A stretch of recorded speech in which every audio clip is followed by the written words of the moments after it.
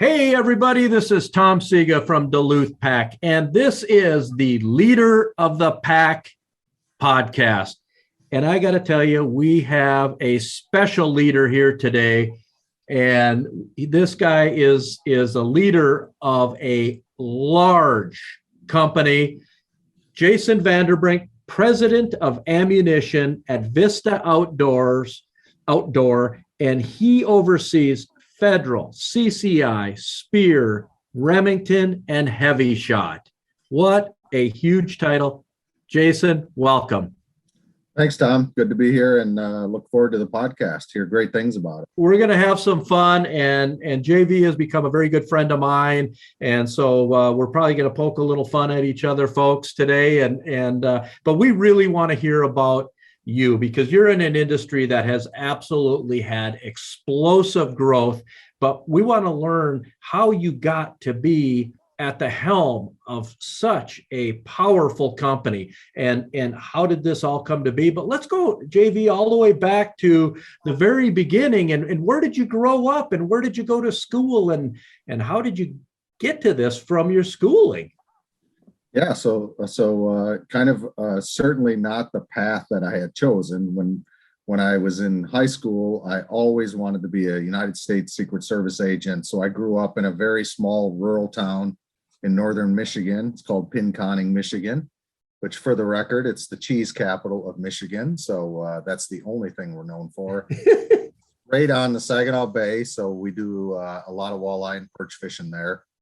But I grew up in a very, very small town. My grandparents raised me since I was 4 years old. So I grew up with my grandma and grandpa and my dad, and we have a farm, a small family farm in Michigan.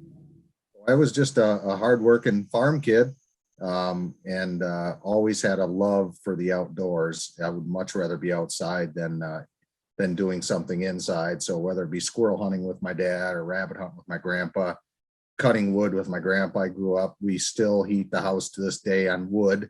So I grew up cutting wood. So that is all I did in my spare time when it wasn't hunting season or shooting clay targets.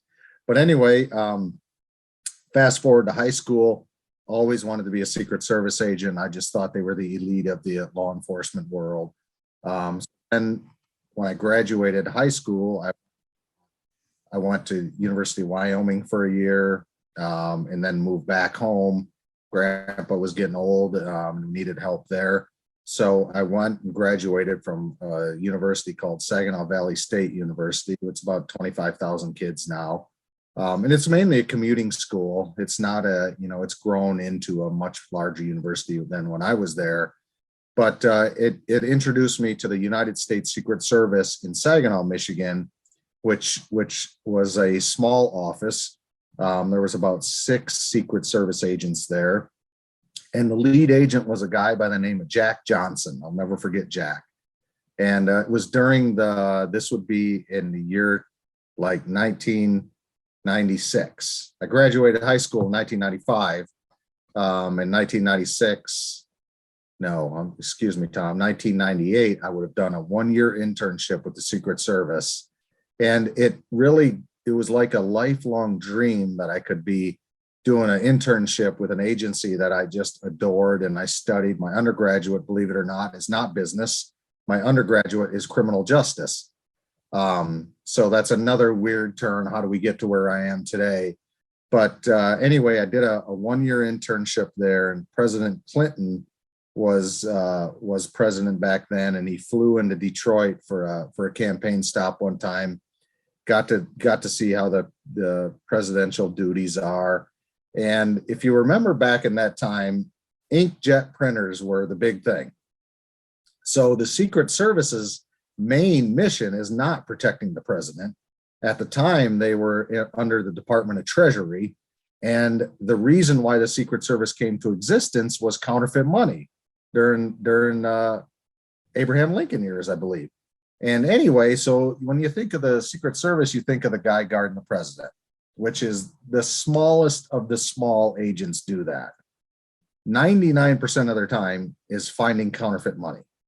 So here we are. I'm a farm kid. I'm in Saginaw, Michigan, doing a 1-year internship with the agency that I would love to work for someday.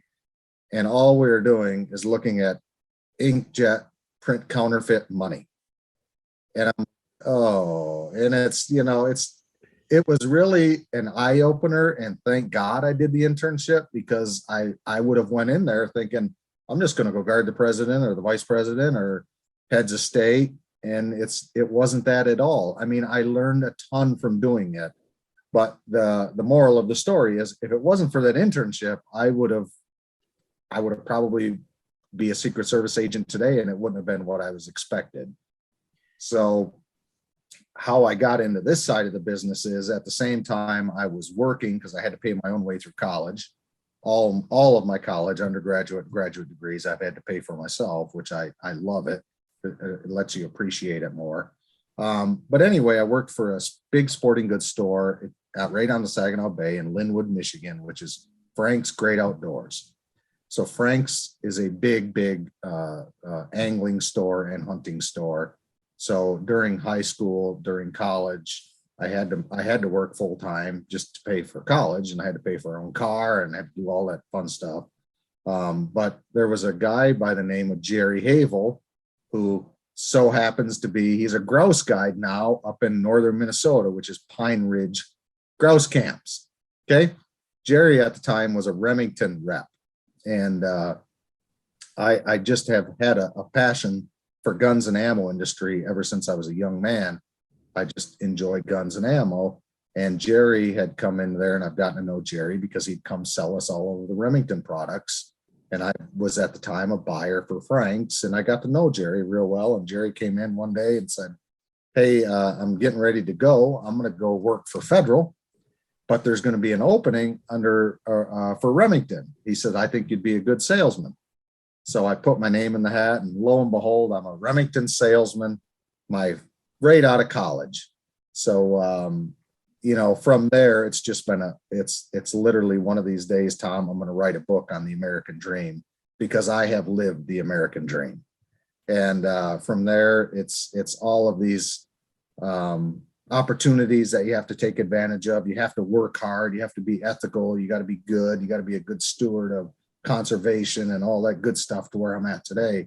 But it all started from an internship with the Secret Service that didn't work out, because I just didn't want to look at counterfeit money the rest of my life. So I went the avenue, got in the industry right out of high school. And from there, I am. Holy cow. But let's not cut yourself short, because you got your master's degree, which you had mentioned, from Missouri State University.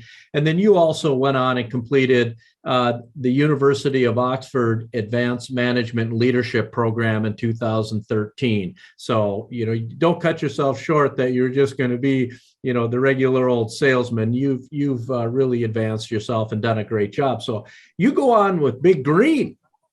I go on with Big Green. It was, I grew up shooting a Remington 1100, as many hunters and shooters have done, 870s, and at the time, core locked, right? Who hasn't shot core locked ammo in their life? So I got to become a salesman in Indiana and Michigan was my territory. Had a ball. Just really, I just enjoy. I mean, how can you call it a job when you're selling, Remington, right? I mean, it's like a lifelong dream when growing up on a farm. And it just, from there, then the career, then you got to start thinking about, where do you want to be in the next 3 or 5 years? You always got to think ahead, but you always have to work hard, right? You just have, and if you work really hard, you're going to put yourself in a pretty good position. You always think that you will always catch the breaks. And when you catch a break during a career, you got to take advantage of those breaks. When you get those breaks, you take advantage of it, you perform. You have great bosses and great mentors throughout the life that you get to learn, great connections. And then lo and behold, 3 years into it, I got asked if I would move to Springfield, Missouri, and take care of Bass Pro Shops. Well, coming from northern Michigan, it's like, well, yeah, I mean, I'll why not? Right. But it was I had a great boss at the time, great mentor, who really wanted me to succeed, as all bosses want their employees to succeed and ultimately take their job someday is how you should look at it.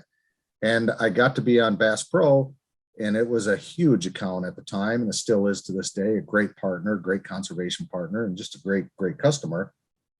And then from there, I made the transition from Remington to Federal. And my job at Federal at the time was I had to take care of a little account in Northwest Arkansas called Walmart. I had no idea how to deal with Walmart. I knew Walmart was hard to deal with, very analytical. But you know what? It's, again, when you're given an opportunity, you have to take it and take a risk. That's what the American dream is, take risk. So I took a risk and I went into Walmart, and I mean, here I got some Federal multi-purpose shotgun shells. Can I sell some to you? It was certainly not that basic, but I just really liked calling on Walmart because it's very analytical. It is black and white, you know where you stand.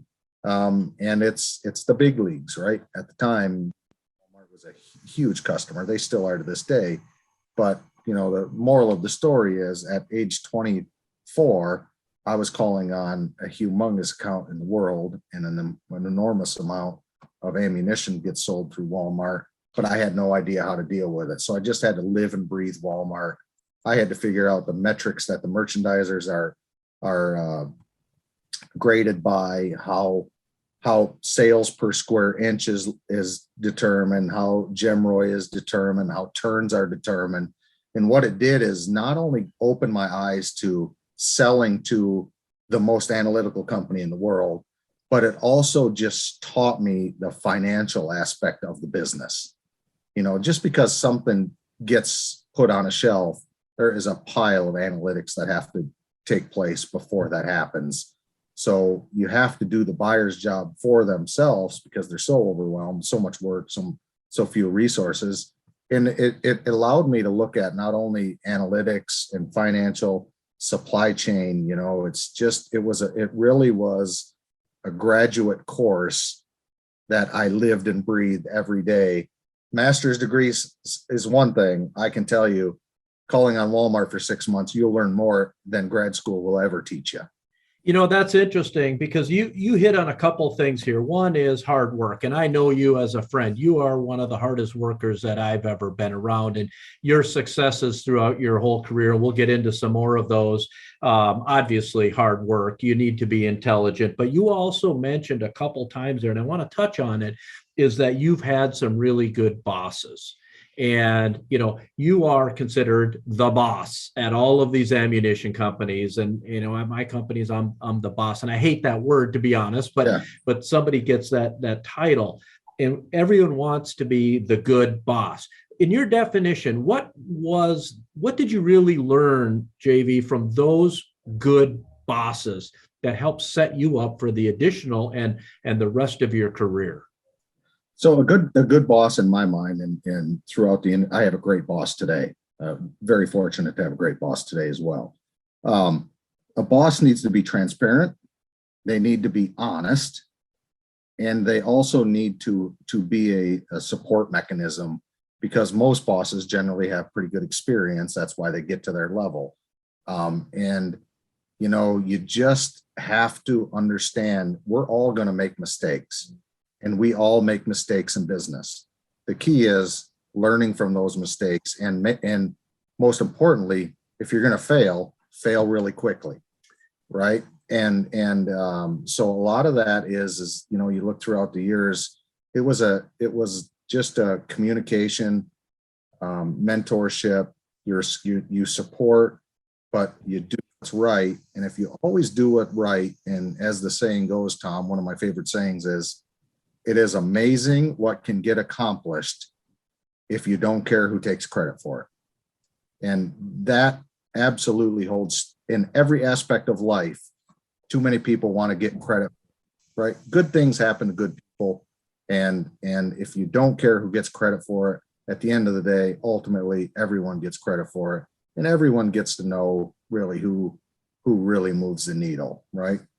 everybody wins then as well. Absolutely. And you keep your nose to the grindstone and you'll be successful. And that is great advice. Specifically, we have a lot of younger people that are out that listen to this podcast and want to learn from business mentors and entrepreneurs. And that is a great piece of advice, folks. It doesn't matter who gets the credit, just get the job done. Now, great piece of advice.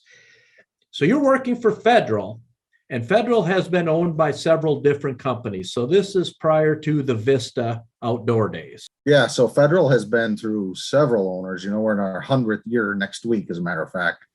But when I joined the company, we were owned by a company called ATK, which was Alliant Tech Systems out of Minnesota.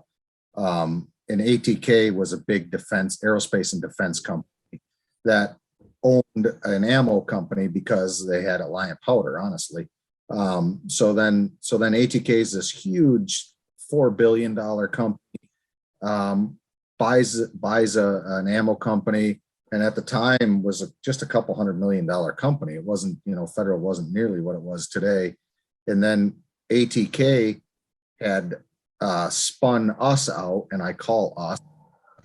We went on to buy Black Hawk, Eagle, Savage Firearms, and then we were really, if you look at how our commercial products at the time was made up, it was an ammo, firearms, and holster company. You really didn't fit in with sending people to the moon, literally.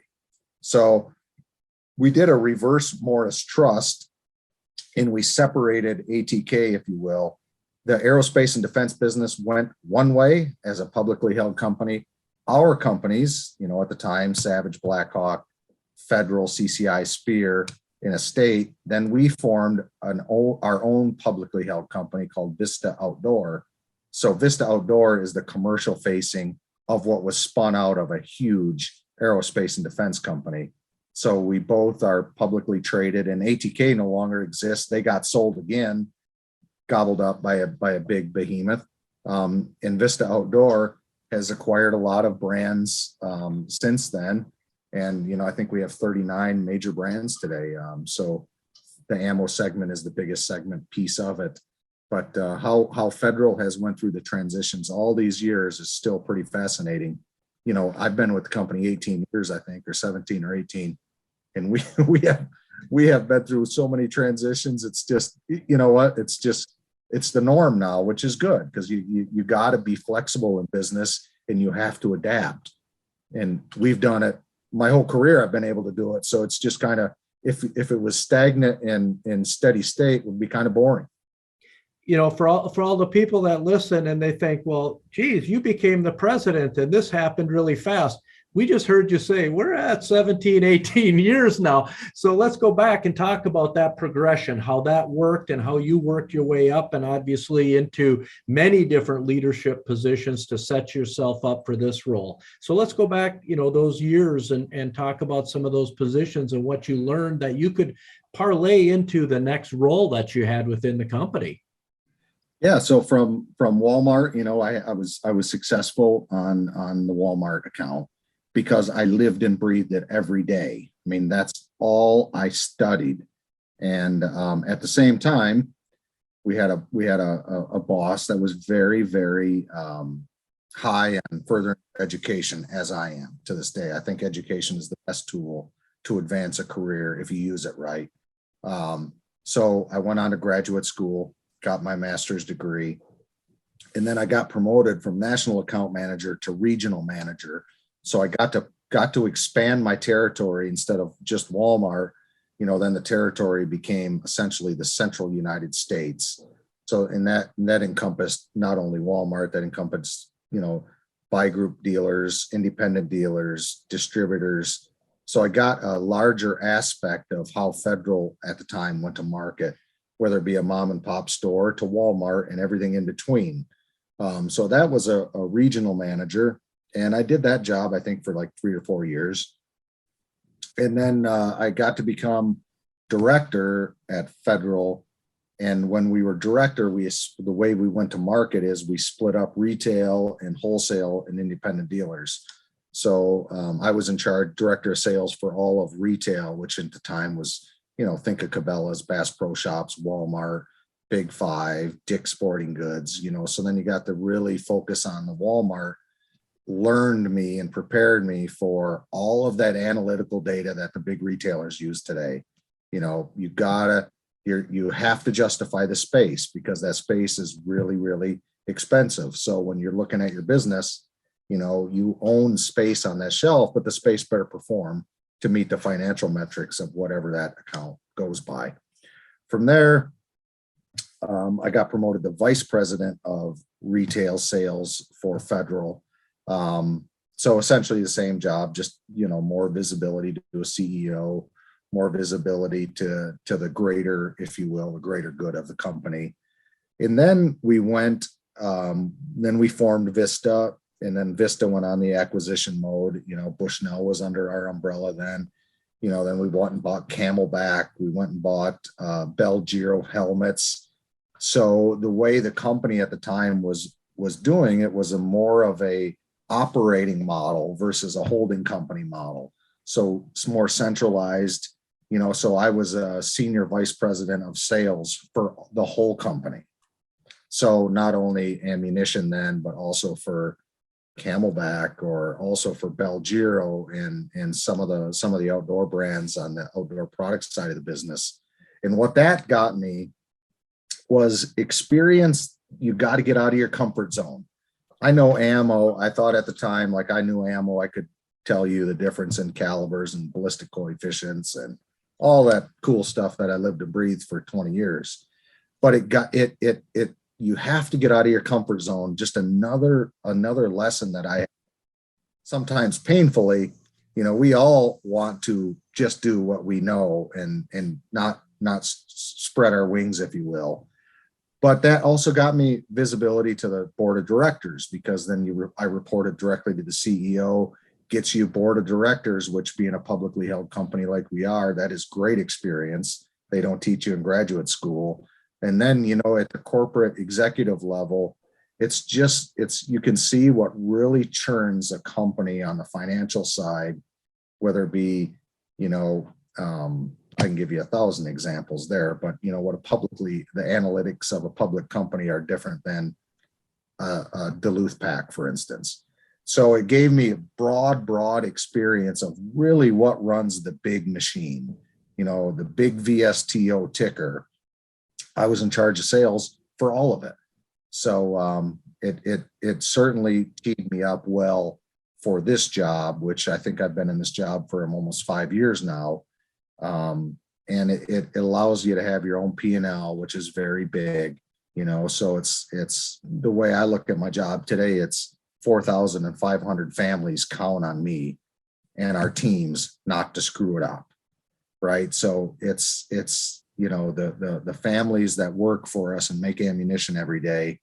We have to never lose sight of that, because they are the ones going home and literally depending on the decisions that we make, so they have a job tomorrow. So what my senior vice president of sales did is it allowed me to see the broader aspect of a business before you own your own profit and loss.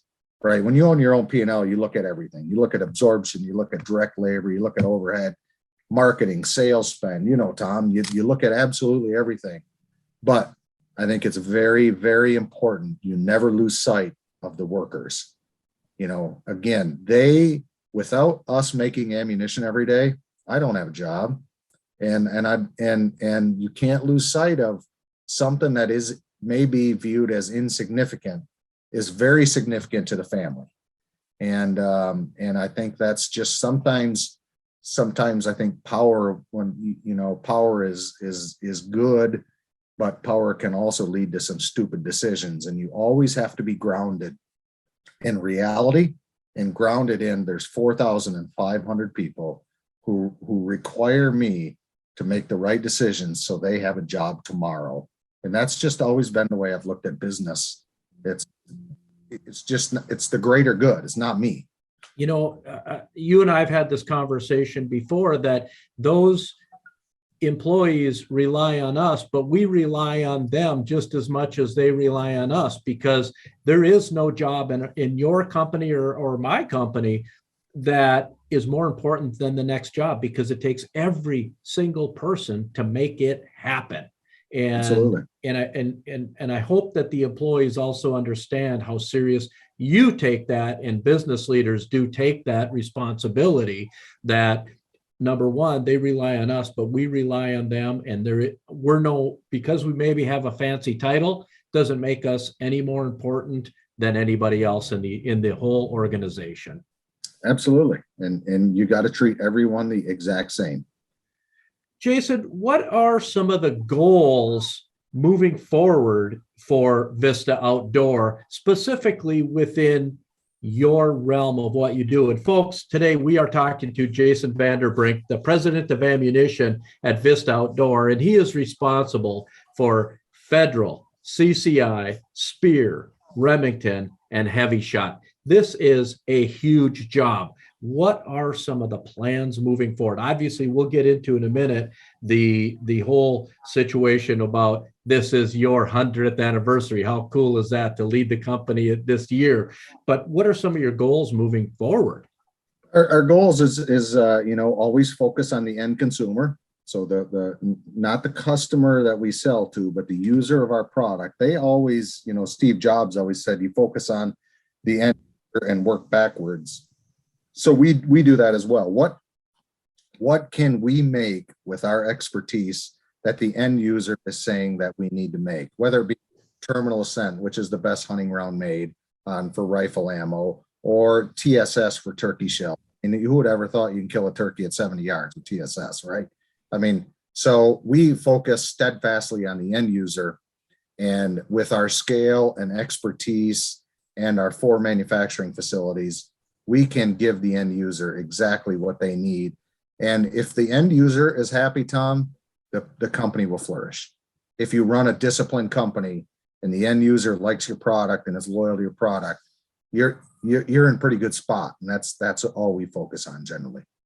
You narrated a video last year, and I know that I called you right after I saw it, because through COVID and some of the changes that have gone on, the demand for ammunition has gone through the roof. And so many people had 2% of the story, but 100% of the answers out there. And I know you put out a video that in our discussions, you said that could have backfired really bad. But we needed to say what we needed to say. Can you share with the listeners what really got you to the point of putting out a YouTube video, and what that was about, and the response to it? Yeah, so the video was first time that we really went out and really tried to tell our story, because sometimes you go to forums or rumors, you go crazy. At the time, people were saying we weren't making ammunition. We're not going 24/7. We're putting it in warehouses. We're giving it all of it to the government. And the reasoning of the message was to be the source of truth. Whether or not people want to understand that, that's up to those folks. They can still think I'm a liar, and whatever they think.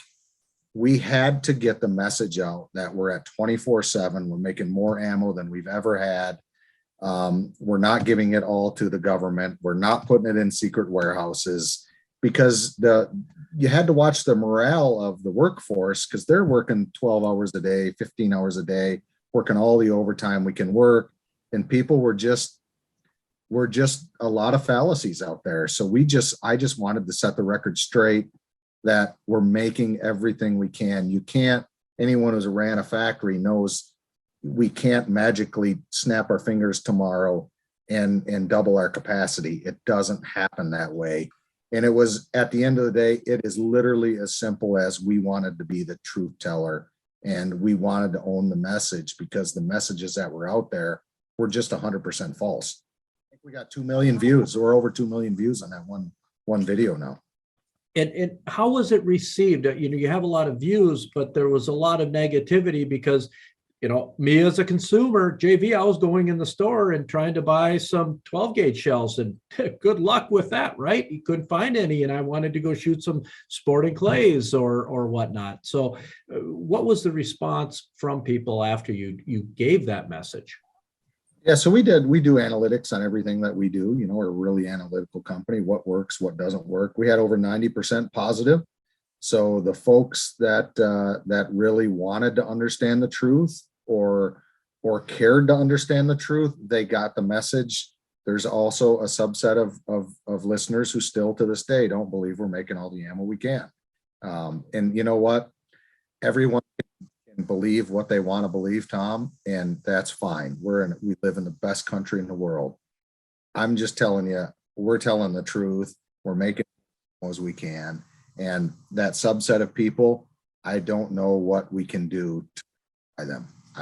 We're trying our hardest, supply chain challenges, everything today, but at the end of the day, if we wanted to go expand capacity in some manner, that's a multi-year project. And especially with supply chain, it's multi years now.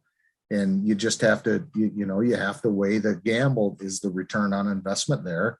And we've certainly expanded capacity, but at the time, we just had to get that message out there, and it certainly resonated very well with the analytics that we saw. Oh, that's awesome, and I know we've had discussions about it. So that was a little bit of a loaded question. I knew some of your comments post that question, but folks, what I can tell you is I know JV, and I know a lot of the people at Vista Outdoor and at Federal, and their workers are working themselves to the bone trying to make this happen for you. And you can't, like you said, you can't just flick the switch and double capacity tomorrow. It takes equipment and infrastructure to make it happen. So I know that what your story is true because I've been there. I've seen it and walked those halls with you. So that's awesome. JV, what are some of the challenges?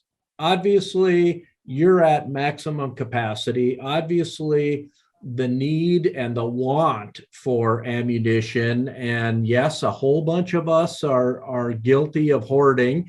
When you get it, and you hold on to it. But capacity is at its premium for you. What are your challenges coming up if we had to say the next 12 to 24 months? Labor and supply chain. From a supply chain standpoint, what is the issue for you right now? It depends on what day, Tom.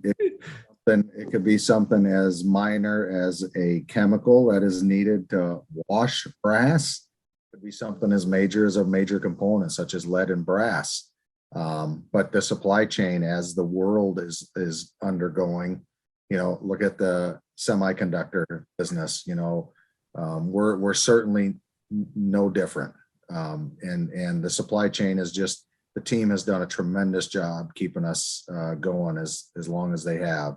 But also I think the key to this is you learn so much under the times that you're under right now, because it forces you to be nimble. It forces you to think out of the box. It forces you to, instead of A, maybe if we do B. So the way I look at it, it's certainly not any fun because there's a lot of stress. But at the end of the day, when the supply chain constraints are over, we are a much better company because we have learned so much of the stuff that we never thought of, or the stuff that is just complacency. It's a much as painful as it is now. It's a better thing long term. And I know you and I both, as business leaders, you're in a whole different scale than what we are here.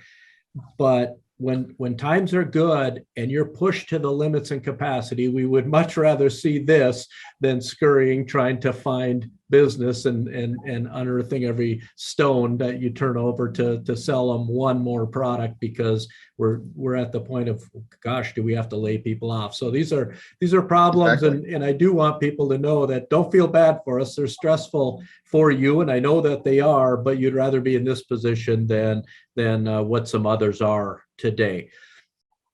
Yeah, I just you know, just to our customers, you know, to your listeners, trust us. We're doing everything we can in these times, and we have 4,500 workers every day that's doing it. So hang with us, patient, and we trust us. We want to make ammo so everyone can enjoy as well. And that's very believable for me because I know you as a friend. Let's switch gears a little bit.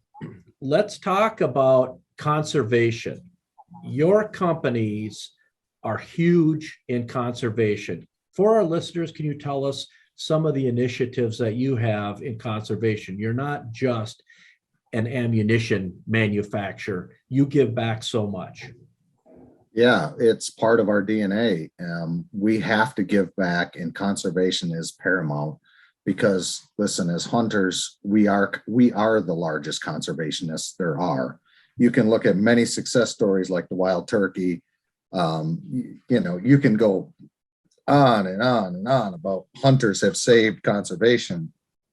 And, you know, back in the 30s, we had a federal law called the Pittman-Robertson Act, where 11% of our excise tax goes to conservation.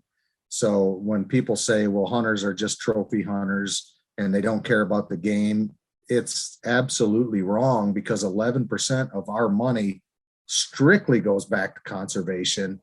And that way our generations can just be in awe of what nature has to offer. It doesn't matter if you're up kayaking in the boundary waters, some of our money goes to that. If you're out in Utah hunting mule deer, it goes to conservation of that. So our DNA of a company is conservation has to be at the forefront, because we all want to enjoy it. We all want to save it for generations to come, because it is such a cool thing when you're out in nature, whether it be hiking, whether it be angling or hunting.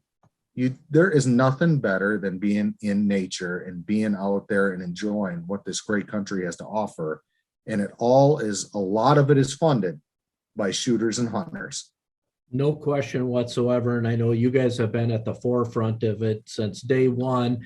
And it didn't take an act to make you guys do it, because you do so many things above and beyond just the 11% excise tax, and so many things that your companies are involved in that are giving back to strictly for conservation. So I will thank you for that, because you're a large company and you give a lot of money to the things that many of us that are listening here today actually get to do and get to enjoy because of the acts of your company. So not every company has a 100th anniversary, and you get to be at the lead of it when Federal Ammunition is having its 100th anniversary. Can you tell us some of the things that your company is doing this year, and some of the celebrations that you're going to have? And like you said, we're talking right now in mid-April, and next week, I believe, is the actual 100th birthday. Yeah, April 27th, next year is our federal turns 100. So that's 0.5% of all companies in the United States make it to 100 years. So it is very humbled to lead the company that's got so many great aspects of community and service and conservation. So we're having a huge party in June. You know, we sponsored Ted Nugent. Ted will be here doing a concert for all of our partners and employees and retirees. We have Lee Greenwood coming. He's going to do a concert on the same day, you know, and then two other things that's way cool. We're having 2 Medal of Honor recipients join us. You know, forefront to us is service, and service comes in many ways. It not only is it military, but, you know, you can community as well. But we're having 2 Medal of Honor recipients come and share their stories, because teamwork is paramount in our company. Obviously, teamwork is big in the military. So I was doing some research when we're doing the Medal of Honor. Only 66 living Medal of Honor recipients in the United States today. So we have 2 of them coming in June. And we have a guy by the name of Clint Romesha. So Clint was in Afghanistan, wrote a book called The Red Platoon. You know, Jake Tapper just did a movie called The Outpost, and that's about Clint in Afghanistan. And actually, it's been over 50 years. There's been 2 Medal of Honor recipients from Clint's unit there in Afghanistan. So Clint will be joining us. He comes from us from Minot, North Dakota. Great guy. He was a sergeant at the time. And then we have Sammy Davis. So Sammy Davis was in Vietnam and was in the Army there, going to tell us his story of there. And what's a unique fun fact about Sammy is Sammy was the Medal of Honor recipient in the movie Forrest Gump. When they do the Medal of Honor recipient, that's Sammy Davis. And a funny thing, not funny, but I met Sammy probably 5 years ago at a National Rifle Association Golden Jacket Award. And Sammy, there was 25 of us there for the NRA, and Sammy got up in front of the table, and he said one of the things that got him through Vietnam was he'd play a harmonica every morning, and he played the song Shenandoah. And that helped him get through the Vietnam era. And so Sammy's going to come here with a harmonica, and he's going to play Shenandoah in front of our 5,000, 5,500 people, how many we got coming. But what an honor for 2 Medal of Honor recipients to join us in June. We couldn't be more happy and absolute humbled, right? Oh, my goodness. It's just, you just don't think of, a small company back in the day in 1922 to what it is today. And we're just going to be a great party. It's going to be a great celebration for the community. Anoka, Minnesota is home, and the community loves our company. We love our community. And another good lesson is no matter what you do in life, try to help out others. And in our DNA at Federal, we paid for the city hall in Anoka, for instance. We bought the first swimming pool for the city. We helped fund the law enforcement center in Anoka last year. So you have to belong part of your community, and whether it be personal connection or business connection, there's always something higher than us as individuals, and that can be done in many ways. At Federal, it's always been to support the community, whether it be like building them a city hall.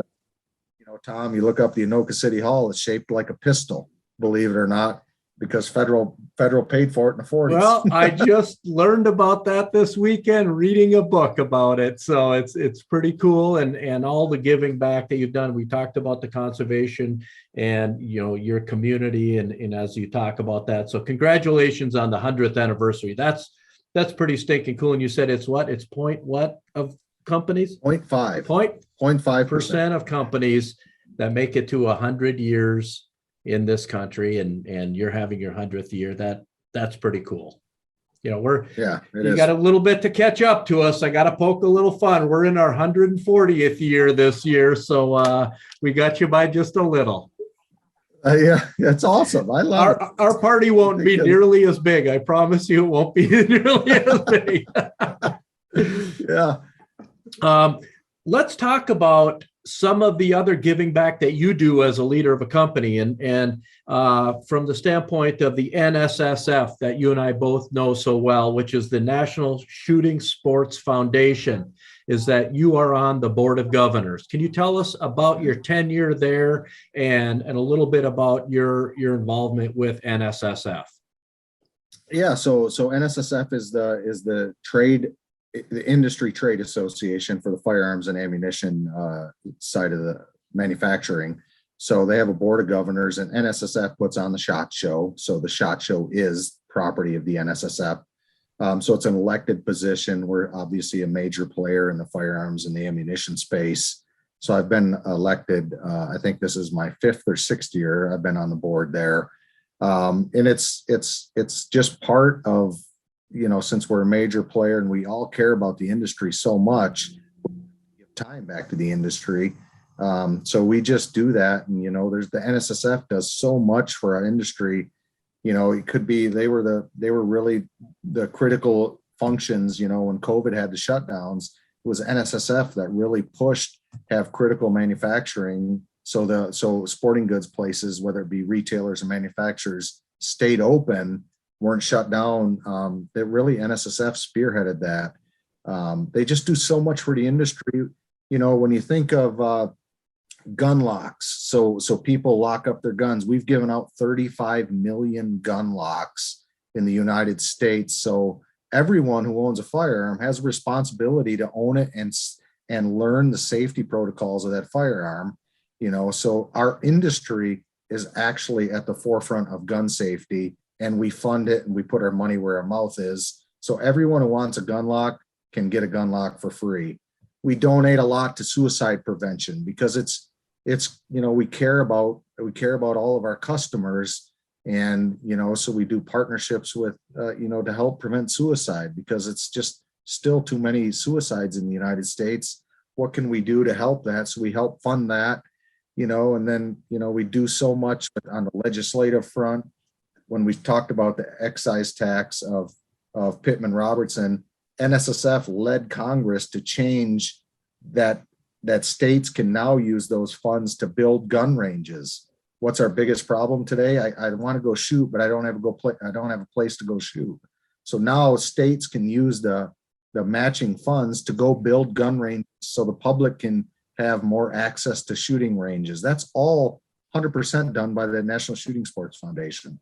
It's just, how do we make ourselves as an industry more mainstream? And NSSF is just working all of the tentacles, whether it be at the state houses, at the U.S. House or Senate. It's just, we need to keep an eye out of how do we grow the business? How do we give greater access to hunting and shooting? And that's part of what we do at the NSSF. JV, what are some of your responsibilities as a board of governor of the NSSF, and how often do you get together with the group to meet and make help make policy for the industry? Yeah, so we have 4 board meetings plus 2 off board meetings, so 6 board meetings a year. And then we were just in Washington D.C. meeting with all the legislators last week or 2 weeks ago. It was to really stress whether fair access and banking, so banks can't discriminate against guns and ammo companies. That's a big legislative priority for us. So it's about 6 times a year that we meet, and we certainly stay in touch as much as often as we need to. How can listeners support or join NSSF? Go to the NSSF website, National Shooting Sports Foundation website, and if you're a business, we certainly would have you as a member, and there's different membership levels.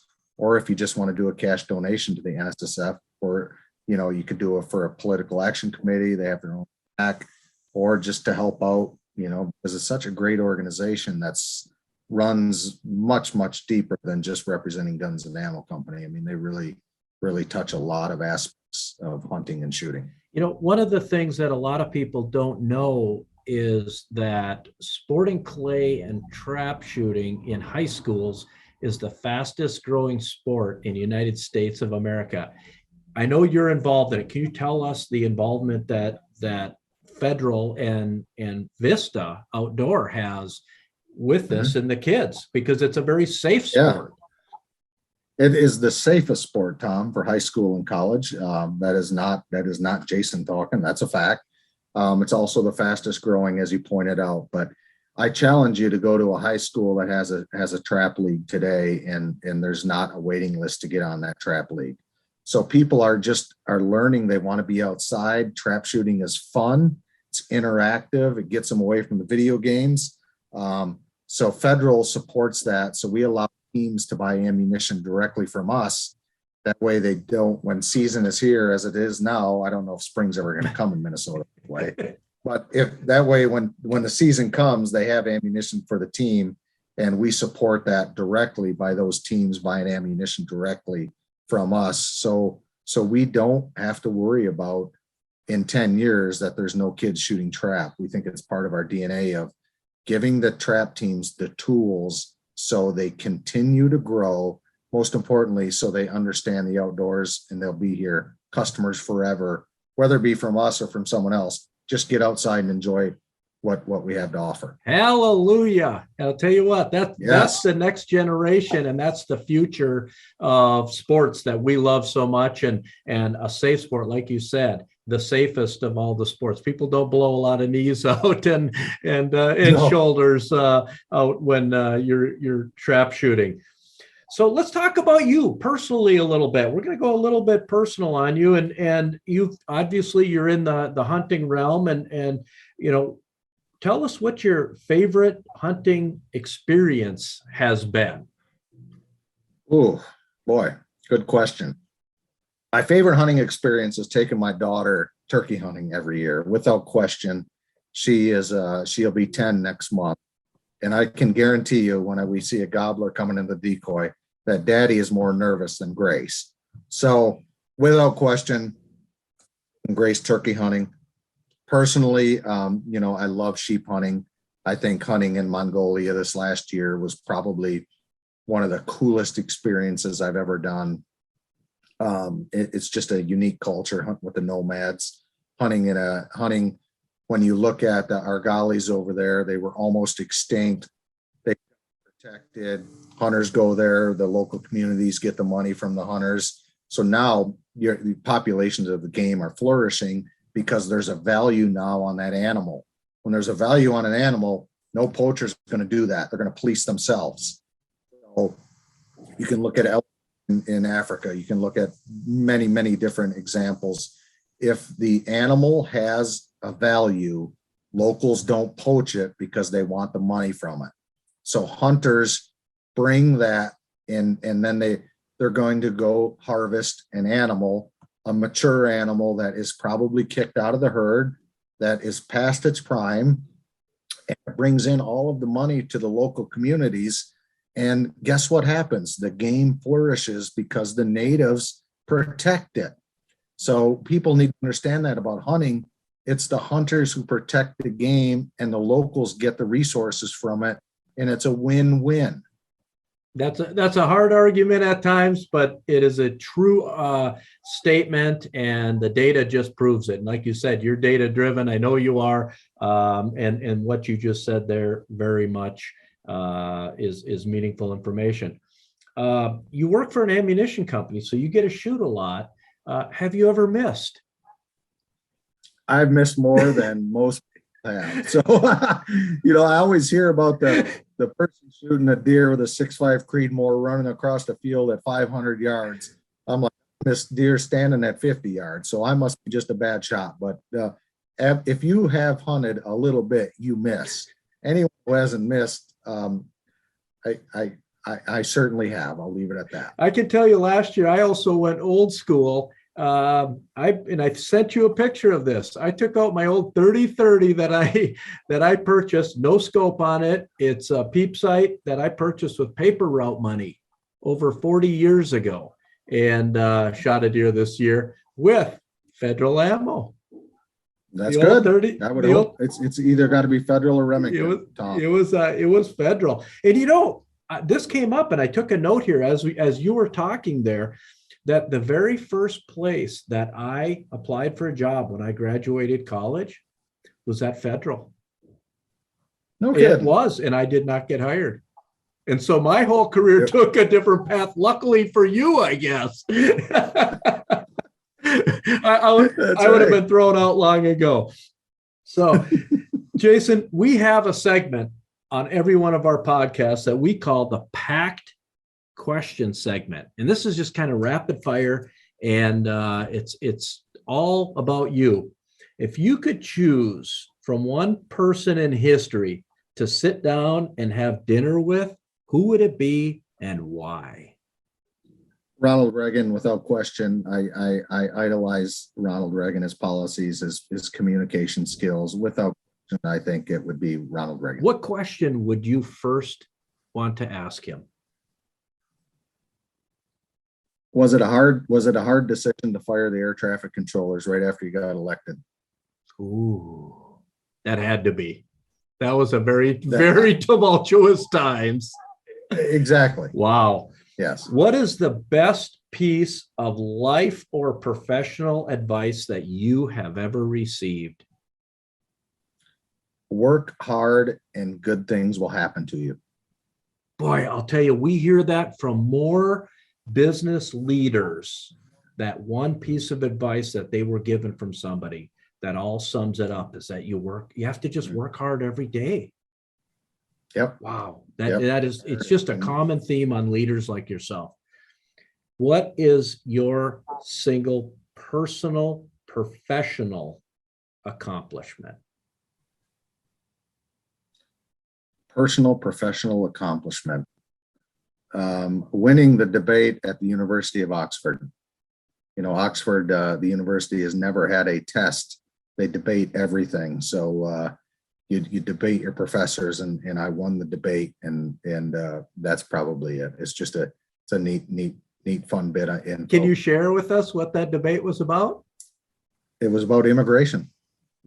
No kidding. I debated about immigration to some professors, and I won the debate. And when you do it at Oxford, they put your name up on the wall permanently that, you know, you're the big debate winner. So just kind of that and $1 will get you a cup of coffee though, Tom. So.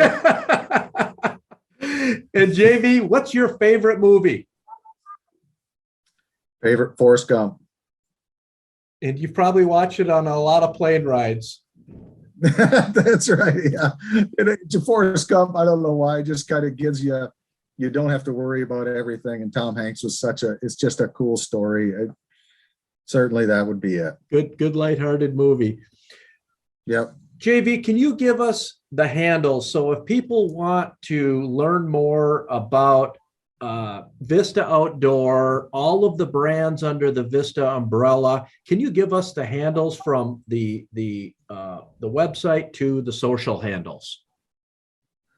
Yeah, so it's vistaoutdoor.com, and on our main website we list all of the brands. You know, we own 39 different brands.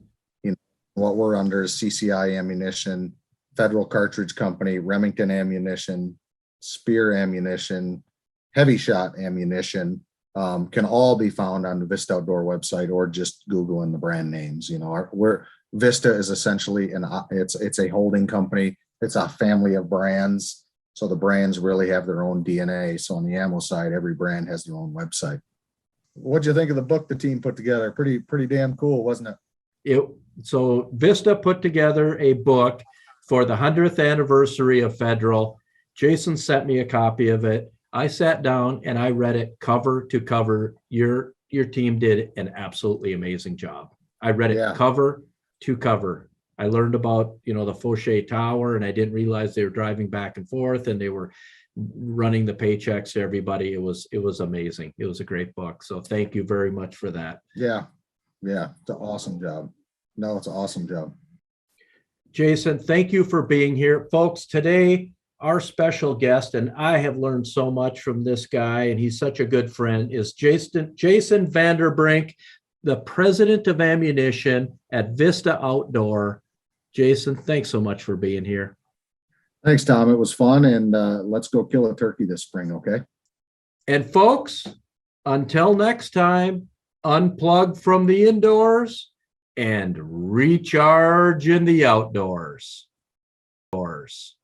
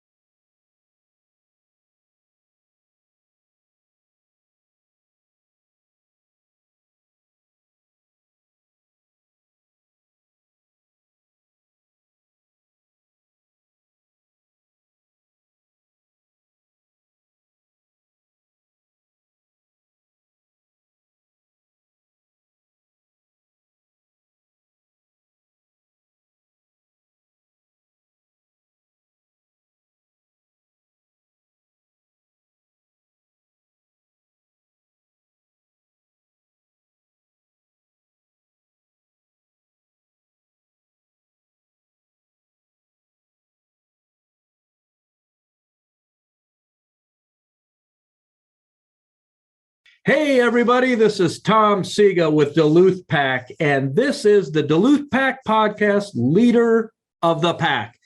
Today's special guest is a personal friend of mine. I've known him for many, many years, and he is also my accountant.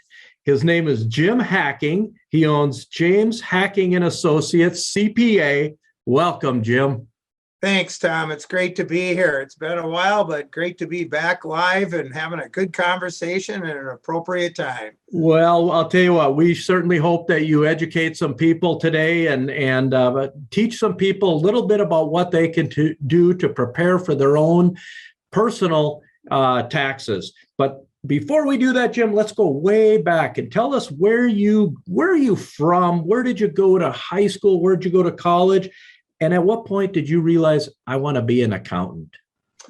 Well, that's an interesting question, Tom. I'm actually the education background. I'm originally from the Twin Cities.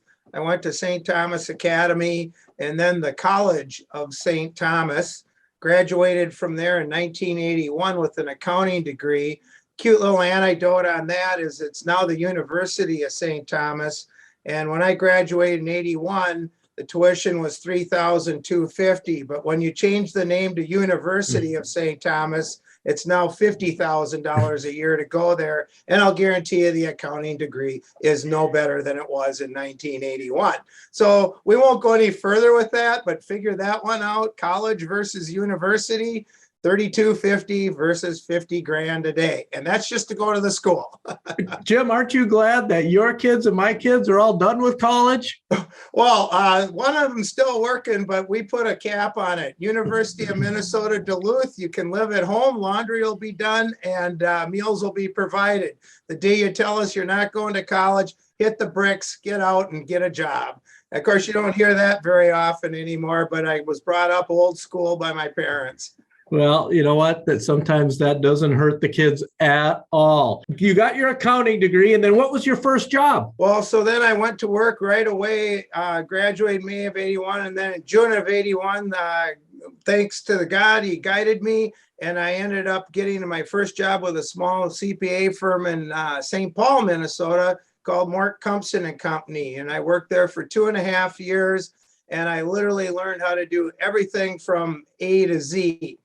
And it's interesting that I got that job because actually, truth be known, when I was in college, my sophomore year, my dad was an independent business owner and he asked me, what are you going to do for a major? And of course, we all know the pressure, especially today on young kids with the astronomical costs of college to try to figure out what you want to major in. And I had an answer for my dad. I said, I was thinking about dentistry. And he said, that's interesting. How'd you come up with it? I said, well, it's pretty simple, Dad. I got perfect teeth. I still have my wisdom teeth in, and I do to this day. They make great money and work great hours. And at that point, my dad said, I have a very admirable son, one problem. And I said, what's that, Dad? I've never known you to be a straight A student. What are you going to do with a half-baked science degree if you don't cut the mustard? And I kind of went blah, blah, blah. And I was a little bit of a smart aleck. And I said, well, what would you do? And he says, you know, son, I went to the University of Minnesota, got a general business degree. If I had to do it all over again, I would take accounting. Accounting is the guts of a business. It's what makes the world go round. It's germane to everything. And he said, to be truthful, it's a trade with your brains. You're not using your back and laboring behind a welding machine or running excavators or shoveling dirt. Nothing against any of those things at all, my dad said. But he goes, you either know debits and credits, you either know how to read balance sheets, financials, and you have some tax background, or you don't. So he said, it's a profession. And if you can, get your CPA and go the whole 9 yards, because a lot of independent business owners that own their company have a CPA behind their name. Big time CEOs and CFOs and large companies often have a CPA behind their name. And he said, it's germane, like right down to your family budget even. So for lack of a better plan, I took accounting. That being said, because I grew up in an entrepreneurial family, I always knew I wanted to work for myself, but I never, even my sophomore year, imagined in a million years that I'd be working self-employed as a CPA. But that's the way it worked out. 2.5 years with Mort Compston. The partnership broke up. They thought they'd ship me off to an account payable clerk position for a trucking company or something like that. And I said, sorry, collected unemployment, and I already had the wheels in motion for H&H Management Advisory Services, Inc. We were officed in the Southgate Office Plaza off 494 and 100 in West Bloomington. And I did that up until from 84 to 88 when I got married. And then my wife and I looked at quality of life, and we moved to Duluth, Minnesota. And we found a nice little home out on Lakewood Road, 10 acres around us.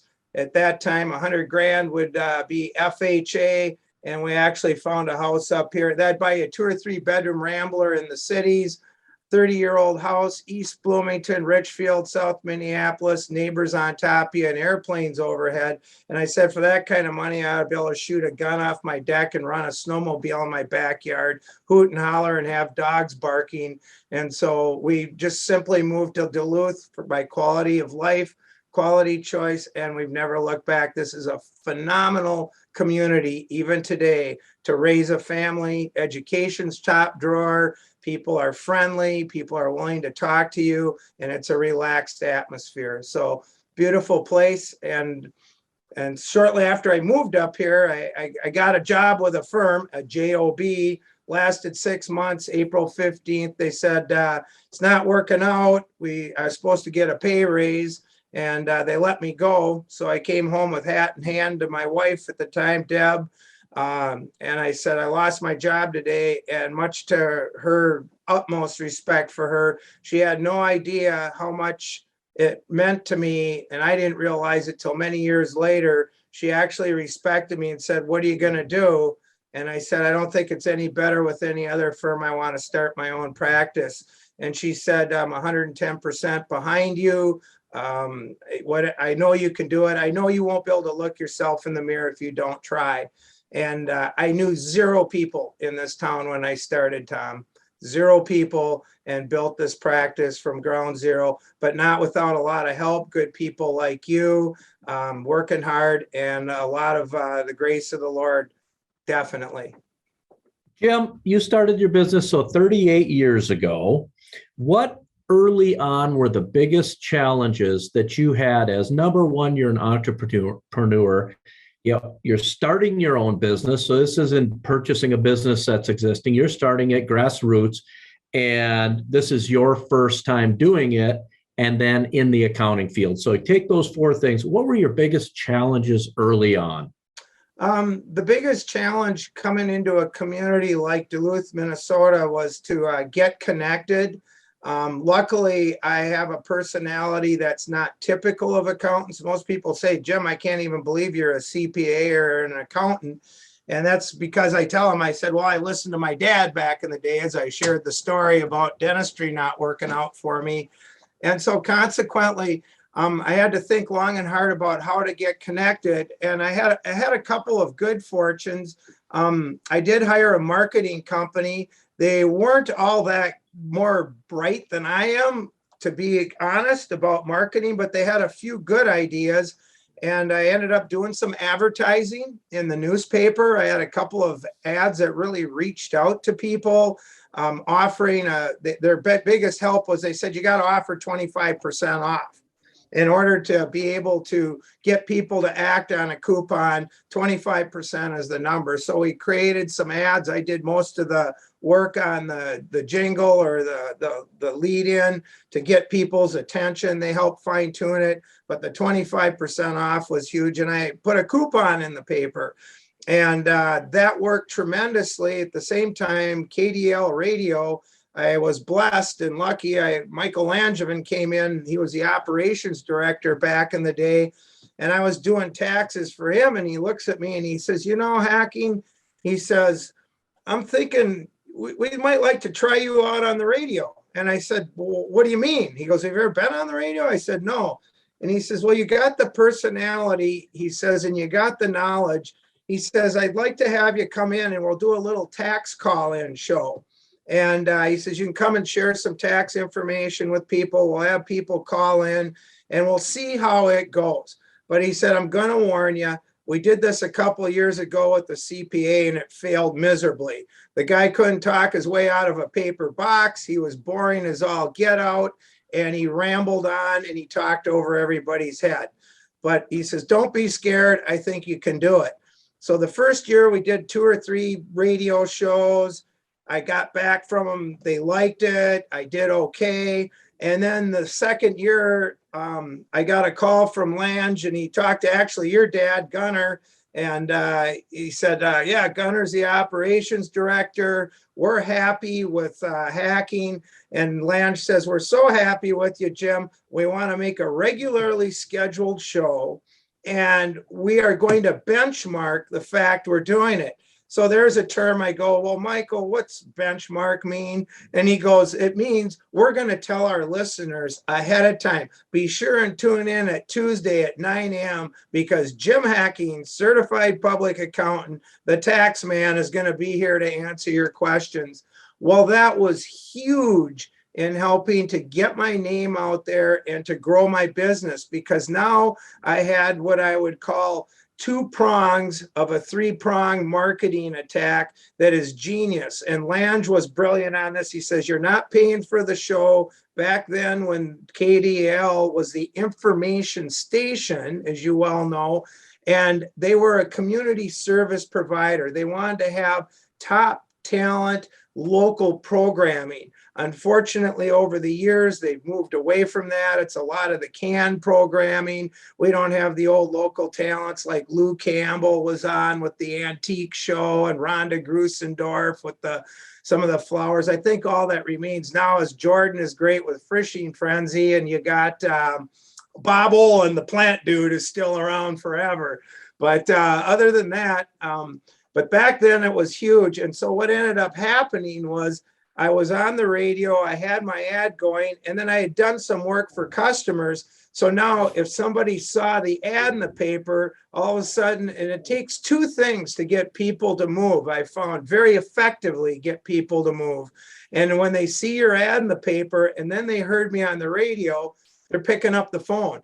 Oh, this guy's got it. Geez, I heard him on the radio. He sounded pretty good. Or Tommy, you've always been good to me. You make a referral. Hey, Hacking's my account. Oh, you like him? I heard that dude on the radio. He is good. Now you got 2 things, or maybe it's all 3. Well, geez, you use him. Yeah, I clipped out his ad and I heard him on the radio. So they're coming in. So if you can get a 2 or 3 leg approach to your marketing program, it's just huge. And so it really put me on the map, got me in the community, and it was a challenge. It cost some money and it took some time, but it really worked out well.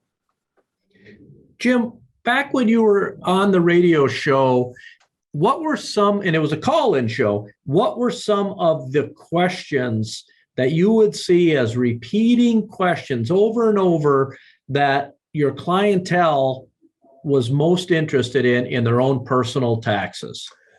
Wow, thinking back, there was just such a wide array of questions. I mean, people would, a lot of things are like, is something deductible? A lot of questions about kids with college and what's available for college credits. You know, what itemized deductions can I take?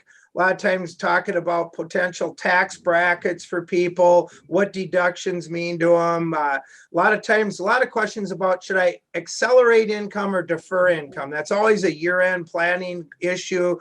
You know, do I want to bring more income into this year if I can, or do I want to bring in more expenses this year if I can, or do I want to wait till next year? A lot of questions about that. A lot of retirement questions, you know, IRAs. Can I do an IRA? What are some of the thresholds?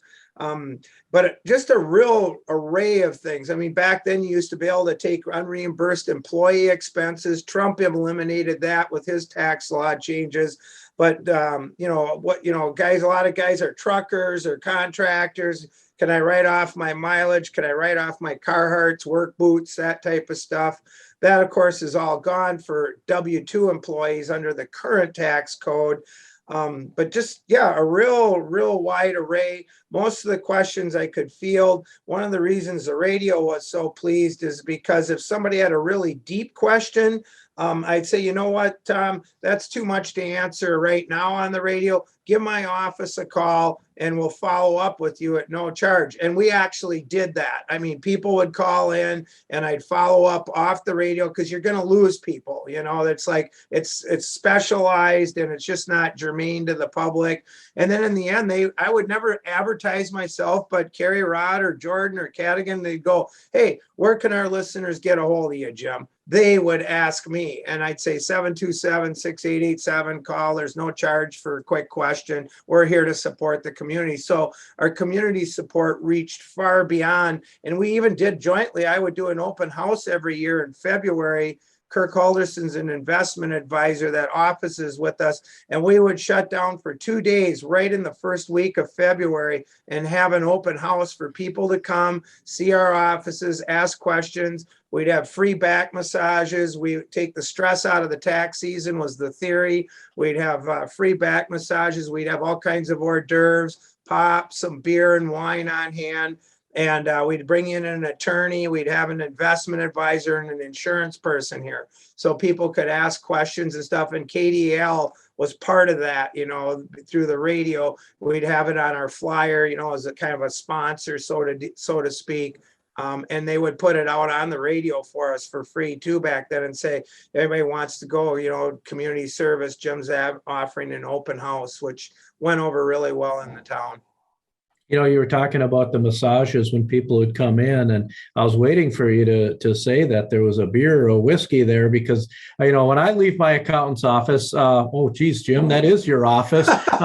There's several times I've needed a beer or a whiskey, I'll tell you. But no, Jim treats us very, very well. And one of the things that I will say is when Jim says that he will answer questions and there's no charge to it, I call Jim on folks on a regular basis. Jim's been my accountant for 30 plus years, and I can call Jim anytime. And I personally have not received an invoice, a bill from Jim, other than my annual taxes or business taxes and whatnot. So he's a straight up guy, straight up shooter, and as honest as the day is long. Well, thanks for that, Tom. You know, I really appreciate that. And you know, the thing is with it, I mean, people are really good. Like if you call and you have a major deal, I'll tell you, like, oh, Tom, this is going to take some time to figure out. So people are like, fine, bill me accordingly. I understand. But most of the time, as you well know, we're also good friends. You know, 15-minute conversation, 10 minutes of it is how's life and what's going on. And then there's a 5-minute question. Well, you know, I hate to say it, attorneys are notorious for billing you for every minute. And we all kind of chuckle about that one. I just can't do it. You know, I'm like, it's part of the deal. We're here I would rather answer a question and keep people moving along in the right direction. I'm in it for the long run. It's not about the money. And I was very blessed just the other night. After I got done with the board meeting, I had my new tax manager, Brady Evanson, with me. We went up to the bar, and Sandy and Natalie Hoff were there. And, you know, they own FI Salter, and they're quite involved with real estate and Pier B and everything. And out of nowhere, I never felt so good. Sandy looked at young Brady, who's my new corporate tax manager, and he literally, unprovoked or anything, he said, you know, he says, I've been with Jim for quite a while now, and I can tell you one thing, Jim really cares about his customers, and you just don't find that very often anymore. And he has been with a number of firms, including RSM McGladrey, where I recruited Brady from. And he said, I've been through a number of CPAs, and Jim is the one guy I found that, you know, works really hard, but he really cares. And that felt really good. That's what we're about. We're not in it for the money. We're in it to make a difference in people's lives. Jim, and you know, taxes for most people are a very scary thing. They're something that we feel very inept about. We may be experts in our own areas of business or areas of life, but when it comes to taxes, most of us feel inept, and we get quite fearful of, boy, am I going to make a mistake? Am I going to do something wrong? And I can tell you folks, when you deal with a person like Jim Hacking, we're going to get to some more questions here. But when you deal with somebody like Jim Hacking, you will trust Jim to the point where when you get audited like I have several times, and you just turn the power of attorney over to Jim and he calls you back a half an hour later and says, hey, everything's taken care of. In fact, you're getting an extra $128 back this year. Well, And it doesn't always work out that way. No, but that has happened to me once, folks. Yeah. And Jim called me back and said, you're getting $128, not 29, but I was getting 128 back. And the comfort we have in dealing with somebody that we trust is very important, especially when it comes to our income taxes and our annual taxes. Can I segue off that, Tom? I got an important comment to make that flows kind of right into that. And I just want to put this out there for your listeners, because as the years have gone by and what I'm seeing, I am a little bit saddened about my profession. And there's something very important for consumers of our services to know. And that is when it comes to the tax world, and Tom, you're going to be able to segue in on this when I talk about this, because I remember vividly a situation we had with you years ago, and you were just elated. But first of all, there's two distinct parts to tax preparation. One is taking all your information that you give us, whether it's in a garbage sack, hopefully not. People are much better now. We don't really want your receipts. We just want final numbers. Here's my total cash contributions. Here's my total non-cash. Here's my office expenses if you have a business. Here's my total advertising. Less receipts. You keep your receipts. But getting everything onto the return and prepared onto the return is one piece. And no matter who you are, your brain, when you're going through people's stuff and doing data entry, that's what you're doing. And it's very difficult to think about much else. You're doing data entry. I'm taking your W-2 and I'm putting it into my system. Okay. And H&R Block does a lot of that. If you're going to a tax preparer where they do your tax return in front of you, that's the level of service you're going to get. You're not necessarily going to get ideas. They're not necessarily going to catch mistakes or be able to rework something or come up with a better plan, because you're sitting in front of them. Give me your W-2, give me your 1099 interest, and they're plunking it on your tax return. And they're not thinking about the results, nor do they even have the end result. They're on the 40-yard line and they're moving towards the other goal line on a football field bit by bit, trying to get a touchdown called. I've got all your stuff on the tax return. So that's one piece of it. And sadly, in my CPA world, there's way too many of us professionals that are not doing the other piece that's the most critical, particularly if you're going to a professional firm such as a CPA firm, and that is seeing the customer. We see all of our customers. I have an exit interview with everyone who will come in. COVID was a little difficult for me. I was kicking and screaming because I'm a little older and technology sort of, I'm ready to retire. I don't need any more technology. But the cool part of it was Zoom. And I have a lot of customers who've retired and they moved to Florida. They moved to Arizona, just like you and I right now, Tom, or just like we're sitting here in the same office. We can see each other. We're talking. I can bring up a 2-year comparison and you can be anywhere in the country or the world. I have a customer in China that I had a Zoom appointment with here this last tax season. It's fantastic. The key is I at least see or have a Zoom or a phone conversation with a finished product in front of me. And I know years ago, you and I were going through your return. I engage you into your return. This is your information. I'm taking it. And I'll never forget, without divulging numbers, your mortgage interest was up in this particular year and you were getting money back and you were happy. You're like, oh my God, I've never gotten money back. And your mortgage interest was higher than it was a year ago. And then I'm going through and looking, And I noticed that, well, what about, like, I'll just say, what about US Bank though? You had US Bank out there last year. Did you get rid of that? And you go, oh my gosh, no. Or yeah, I switched banks, and you went and you found another, what, $15,000, $20,000, something wild number, whatever it is, of interest. And we put that on your tax return, and you were like, Jim, thank you so much. We never would have discovered this. I failed to give it to you, Jim. You literally said, I failed to give it to you. I never would have thought about it if you didn't take the time to sit down and go through this with me. And then you had the sense to ask me about it. So everything was good. And that's the important thing. I tell you, people are leaving tens of thousands of dollars on the table if they're not sitting down with a professional discussing their taxes with what I call a 95% complete tax return. And folks, I will tell you that is critically important. I know it is for me. I know it is for my family, that I have gotten the relationship built with Jim, but Jim makes it a point of his business to build that relationship where we have a Q&A 2 hours over my personal tax returns. And Jim will ask me on every line item as he goes through it, do you understand this?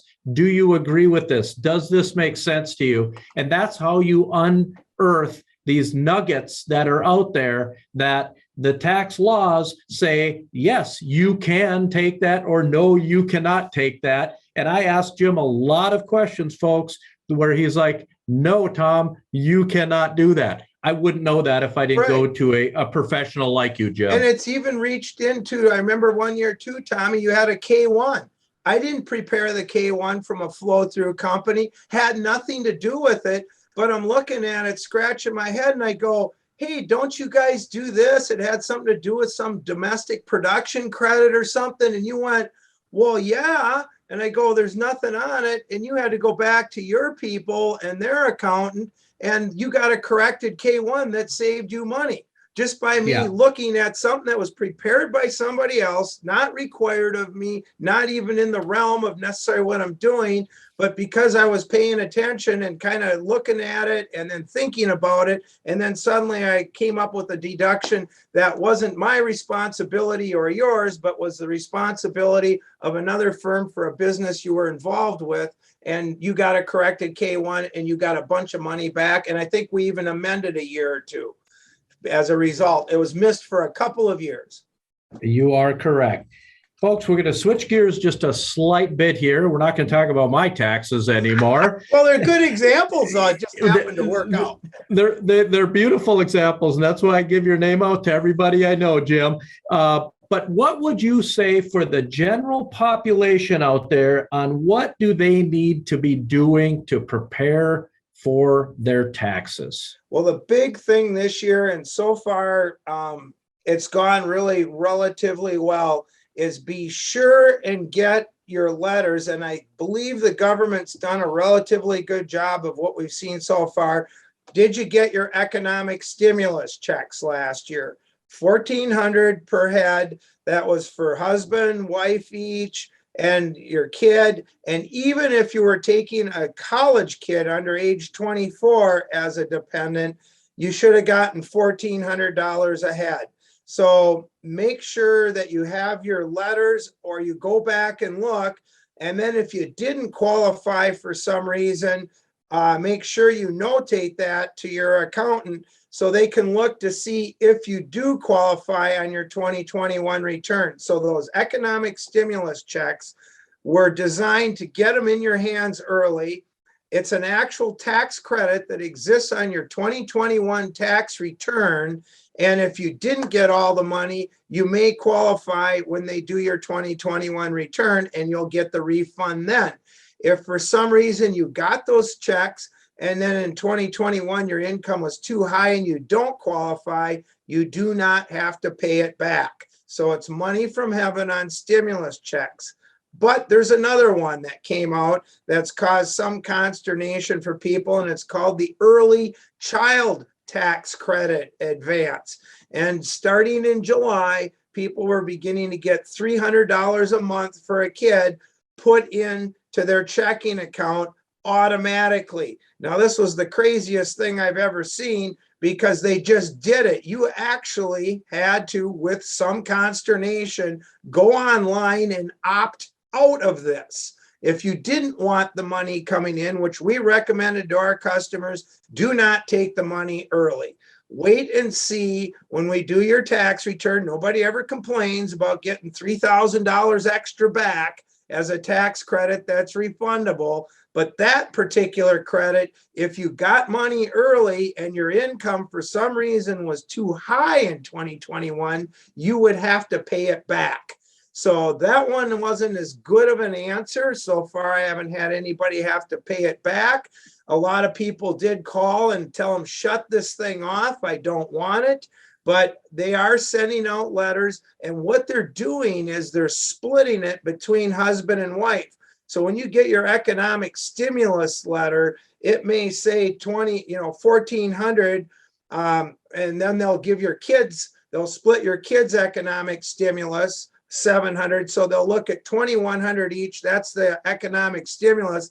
And then they're splitting the child credit between husband and wife. So if you got $1,500 in advance, 5 months of 300 on one kid, a husband will get a $750 and the wife will get a $750. That means you got $1,500 up front. The credit might be $3,000 and you'll get the other $1,500 refunded on your tax return. So make sure you have that information all dialed in. Last year, we had a heck of a headache. You wouldn't believe how many people couldn't remember whether they got $1,200 or $600 stimulus checks. And they were not sending out letters regularly to people. And so we were pulling our hair out. People were saying, I don't think I got it. I can't remember. They're going back to look in their bank account. And they sent it out 3 different ways: direct deposit, check in the mail, or I actually had a retired couple. They got a couple debit cards in the mail. They thought it was junk and shredded it. Good news is, after months of fighting with the IRS, they issued them a couple more debit cards. But they were retired. They had no idea. You would never think the government would send you a Visa card for $600, but that's how crazy things were.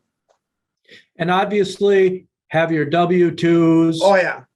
Have your health insurance information. Yep. What and other 1099 things? interest. 1099s, just so people understand, W-2s and stuff, everything should basically be out by the end of January. But if you're with Raymond James or Merrill Lynch or Charles Schwab and you got some investments, that stuff is supposed to be out by the middle of February. And then talk to your broker and make sure there's not a corrected statement coming. Corrected statements tend to come out in the first half of March. So they try to push this stuff out. Everybody goes, well, I didn't realize. I thought all 1099s had to be the end of January. Well, a few years back, they realized that there were so many corrected statements that they did push it out for the investment accounts to February 15th. So make sure you have your 1099s. And another thing is, I'm hearing from people is, if you have an HSA account, like I have one with Optin Bank, I don't get a statement in the mail from them anymore. You have to go online and pull off the report that shows what you contributed, and most importantly, a 1099 SA that shows what you took out for distributions. So you need to put that into your tax return. If people have 529 plans, to get the 1099 Qs, sometimes you have to go online to get that. It may not be just directly mailed to you, to be aware of that one. And another one that's the college investment plan. Yep, that's the college investment. What did we take out of a 529 plan? Because you have to reconcile that and show that you spent that money out of a 529 plan. And another one that routinely comes up, other than the 1099 Qs, is to be sure and like I said, ask your broker if there's going to be any corrected 1099s coming out. So hopefully you're just doing it once. And after your return is done, then, 2 weeks later, you got this corrected. And now it's like, do I have to amend my return because they changed something by 25 cents on a corrected 1099? So you want to be sure to be aware of that as well. So the HSA accounts, also, like I said, you got to go on for those. Which are health savings accounts. That's health savings accounts. Yep. Generally, you got to go online to get those. Oh, and then you got your college kid. 1098T tuition statements. The parents may be paying college. They're not getting that statement directly. You have to have your son or daughter go online to the University of Minnesota or LSC, Lake Superior College, go online and print out that 1098T that indicates what the tuition was and what they got for grants and scholarships. And don't forget to add to that, because generally 1098Ts do not include books. So books are part of the equation as to whether you qualify for any education credit, such as American Opportunity or Lifetime Learning Credit. Very important. So those are just a few things to be aware of as taxpayers out there. And then really critical planning point is dealing with your college children. If your kid is 18 and older and not in school at any part of the year, and they make over like $4,000, you can't claim them anymore. In other words, all at 21, my kid wasn't in school, had a decent job, mom and dad can't claim them. The flip side of that is your kid could be making $40,000 a year and in college and under age 24, mom and dad could still technically claim them. If they're a full-time student and under age 24, mom and dad can still claim them. So there's tremendous planning opportunities around college kids. Do not let your kid go off half-cocked. They worked at McDonald's, made their $6,000 and had $25 of federal withholding, and file their own tax return to get their $100 back and screw you up on your taxes.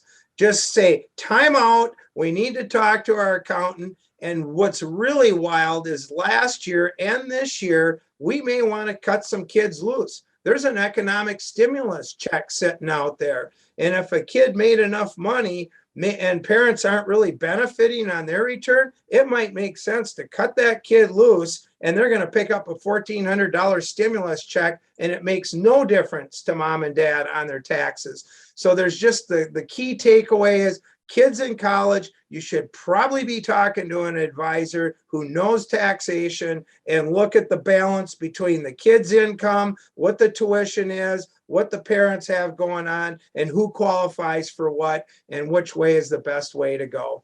Very important. Lots of dollars are lost if you're going to H&R Block and just getting your return done and not addressing children and what they're doing and their filing requirements. Hate to say it, but that requires face-to-face conversation. And I usually have to rephrase the question 2 or 3 times to get the correct answer out of the client. I mean, so they understand what I'm talking about. It's not an easy question to ask because they're like, well, they didn't go to school, or, oh, wait, well, no, they graduated from high school. Well, that counts as full time. If your kid had jettisons out of East on May 5th or June 1st or whatever, then they didn't go to school, you still can claim them that year. Even if they made $30,000 the second half of the year, you can still claim them. Whether it makes sense or not, you need to have a discussion.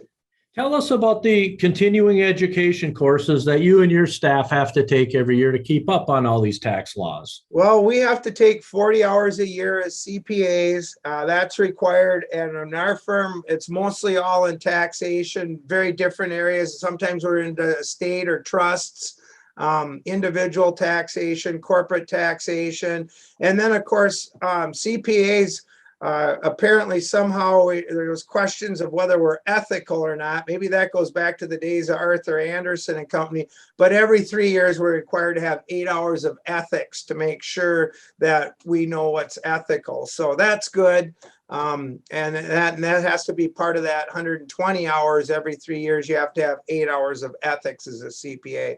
So we are held to high standards and high rigors to keep up in what we practice in. And that also goes to, like, people are in auditing and doing financial statements, 40 hours in anything that's public accounting related. But for our practice, because we're a small business consulting and individual and business tax practice, the bulk of ours is in taxation. So we're really on top of taxes. Jim, a lot of people have 401ks. I know you can't give investment advice, but Correct. from a tax standpoint, what advice can you give to people on investing in their 401ks, on how that can help them from taxation? That's a great question, Tom, and I'm really glad you asked it. And I'm having a lot of fatherly, if you will, conversations with the 20-somethings that come into us.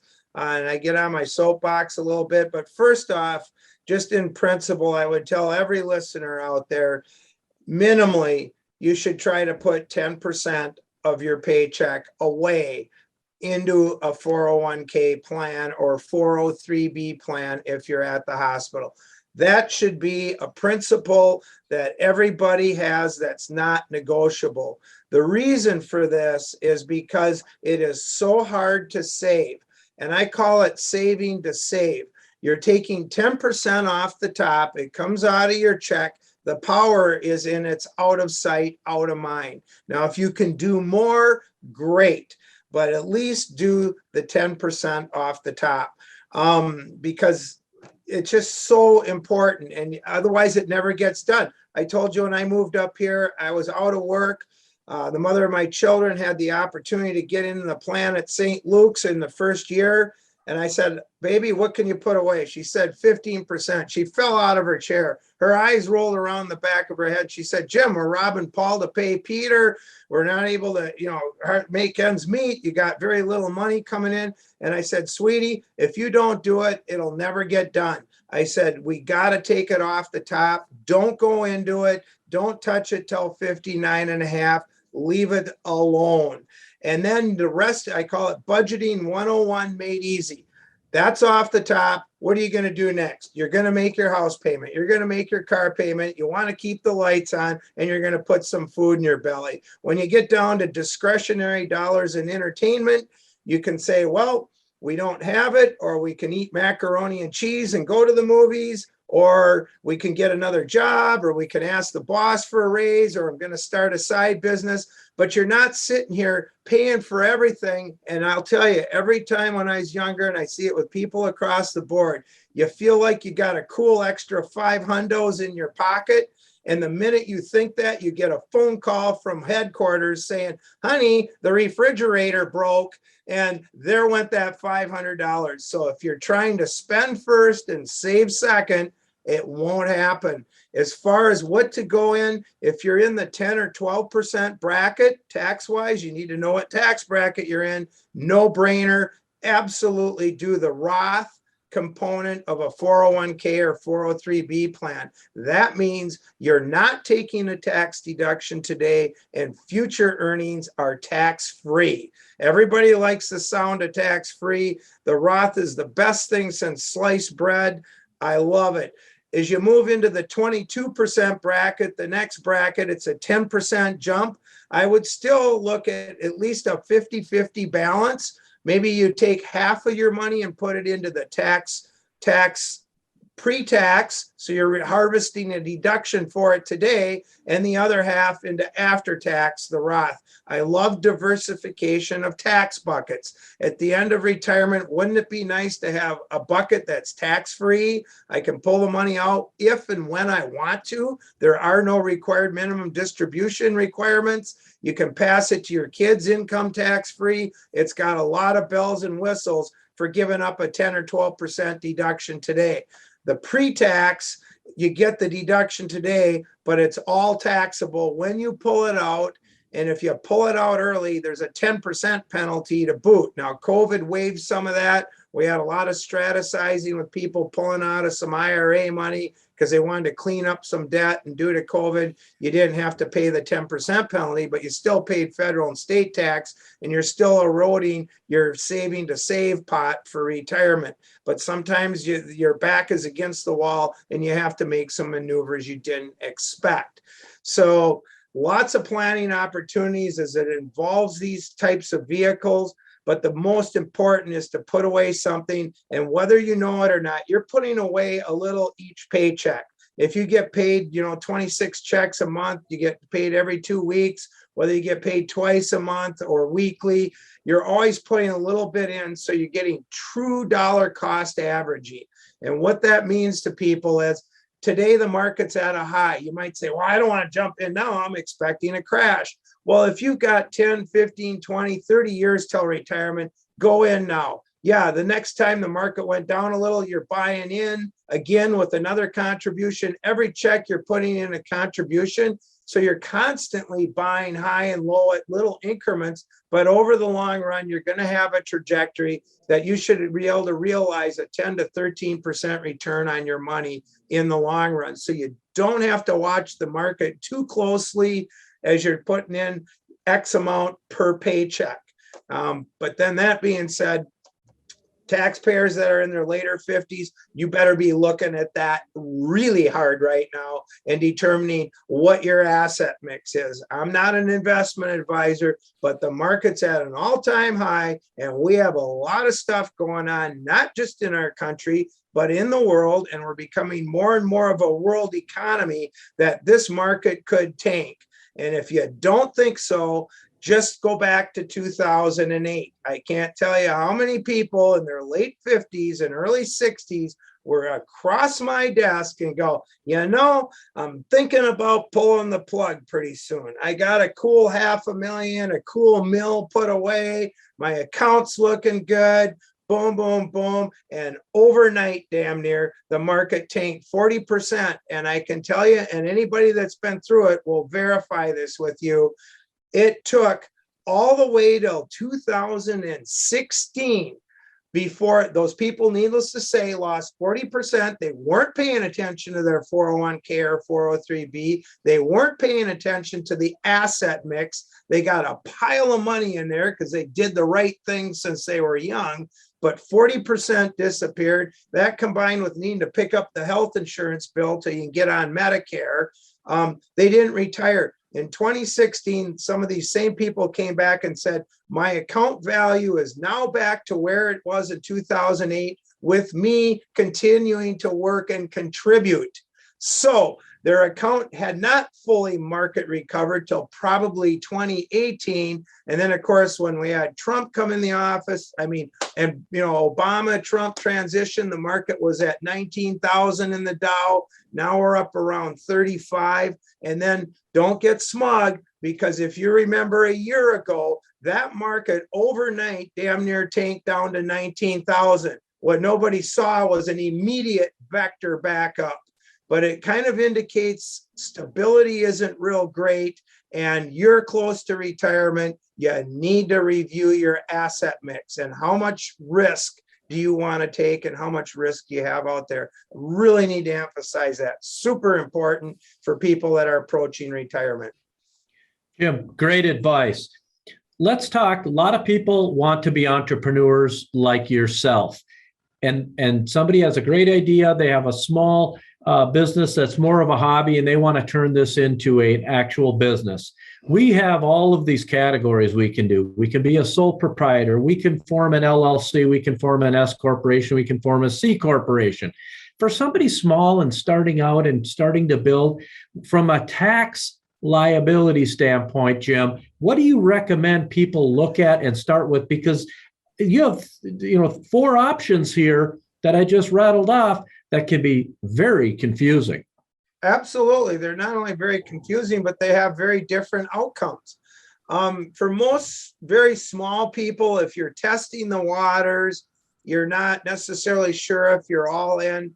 The LLC is fantastic. First of all, most people start out as what's called a sole proprietor, and you file a Schedule C, which is part of your personal tax return. I like the acronym KISS, keep it simple, stupid. I don't anticipate payroll. I may not even have to collect sales tax. I'm going to do a little carpentry work on the side. I'm going to do, some lawn mowing or whatever it is you're going to do. You can file a Schedule C, keep track of your income, your expenses, net profit or loss is part of your personal return through a Schedule C. Now, do I want some corporate liability protection? There's never any substitute for good insurance. So when you start your own business, you always should have a conversation with your insurance man out there to make sure that you have proper coverage for what it is you're doing. And whether you're operating out of your home or you're renting some space somewhere to do something, If you're in the professional world, we have what's called errors and omissions assurance for realtors and CPAs and attorneys. For doctors, they have what's called malpractice insurance. So there's all kinds of insurances. And then the slip and fall, I got a rental property, somebody slips and falls. The LLC is an easy 5-question thing you can do online. I recommend to everybody, if you're going to incorporate, it's not a bad idea to hire an attorney to help you with it, because I'm thinking more in the future, if things change and you want to bring in another owner or partner, to have an attorney on board that has business law experience is a valuable asset. As you start your own business, you need to build your own board of directors, professional team. It should consist of a good insurance person. You need a good banker that understands small business banking. You want to have a good accountant on board with you. And you want to have a good attorney on board with you. And then maybe even an investment advisor as well, as you start to accumulate money and maybe you can put away. So you need a team of people, trusted advisors that can help guide and mentor you as your business grows. But an LLC is very simple. You can do it yourself. And then you have legal liability protection, assuming you don't commingle personal funds with business funds like a lot of small operators do. Again, you file a Schedule C sole proprietor. Partnerships are definitely I'm going to give you a couple broad brush things, very broad. Partnerships are great for real estate deals. You want to be taxed as a partnership, you can form an LLC, but if you have 2 or more members, by default, you would file a partnership tax return as an LLC. And so for taxes, you file Form 1065. Partnerships give a lot of flexibility in profit and loss sharing and in ownership percentages. You can change things around, and I'll just leave it that they work great for real estate. If you have an ordinary trade or business where we're going to have bottom line profit from our work, and we're either selling widgets or we're manufacturing or we're providing services, generally my entity of choice, if we can pay ourselves and have profit left over, would be an S corporation. The S corp works great for an ordinary trade or business. And when you're a small business starting up, at first, you might have a loss in the first year. Single member LLC, we're on a Schedule C. We take a loss for a year or two, we're building it up. All of a sudden, we start hitting 30,000 a profit. Now you're starting to hit what might be a reasonable salary. We start talking about, we can always switch an LLC to be taxed as an S corp later. So the LLC gives you the ability to make an S election later. The advantage of the S election is, and when I would make it immediately for a business starting, is if somebody came into me, Tom, Joe comes in and says, Jim, I'm starting this business. After I write off everything I can think of, including the kitchen sink, I'm going to have $100,000 left over. How do I best take it? I would say, let's go S corp right out of the box. We're going to set you up. You need to take a reasonable salary. Maybe we dial your salary in at 40 grand. Then we have 60,000 of profit flow through. That 60 grand of profit, which you could take out as shareholder distributions, is taxed at federal and state rates, but not self-employment tax. If we leave the whole 100 grand in the single member LLC, we're going to pay 15.3% self-employment tax on top of that federal and state tax. So there's an opportunity to save some FICA taxes, but you have to have reasonable compensation. And of course, you have your corporate veil protection. You can bring in another shareholder, but everything's relegated in a S corp by shareholder percentage. You can't have unequal profit and loss sharing percentages like you can in a partnership. If we're 50-50 and I'm going to take out a shareholder distribution, Tom, for 10 grand, I got to give you 10 grand too. In a partnership, I could take out 10 grand and give you nothing, and that's okay, depending on how the partnership is set up. So those are some broad brush. C corps are kind of a dinosaur. Really don't have very many C corps left anymore. Everything's passed through entity. That's not to say that a C corp might not work out well for someone. And also because of the fact that the top rate is 21%, Although the Build Back Better bill that was presented by Biden, they were trying to raise that up to 25%.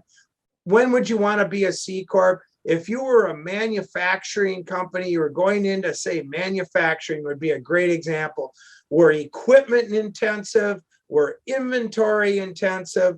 We don't need every dime out of the company. We're not taking out every dime. As a matter of fact, we want to plow money back into the company and be debt free and have a pile of inventory and equipment that's bought and paid for. A C Corp might work well. Owners can pull out a salary.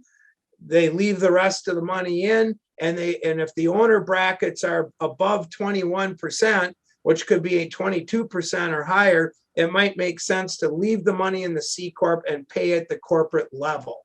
So a C Corp pays at the corporate level, but the only way you can get money out is salary. If you take out a dividend like you do in an S Corp, it's double taxation. Dividends are not deductible to the company and their income to you. For example, a lot of people own Elite, formerly Minnesota Power stock, and they love those dividend statements. Well, you pay taxes as an individual on the dividend, and that company does not deduct that dividend. Perfect, Jim.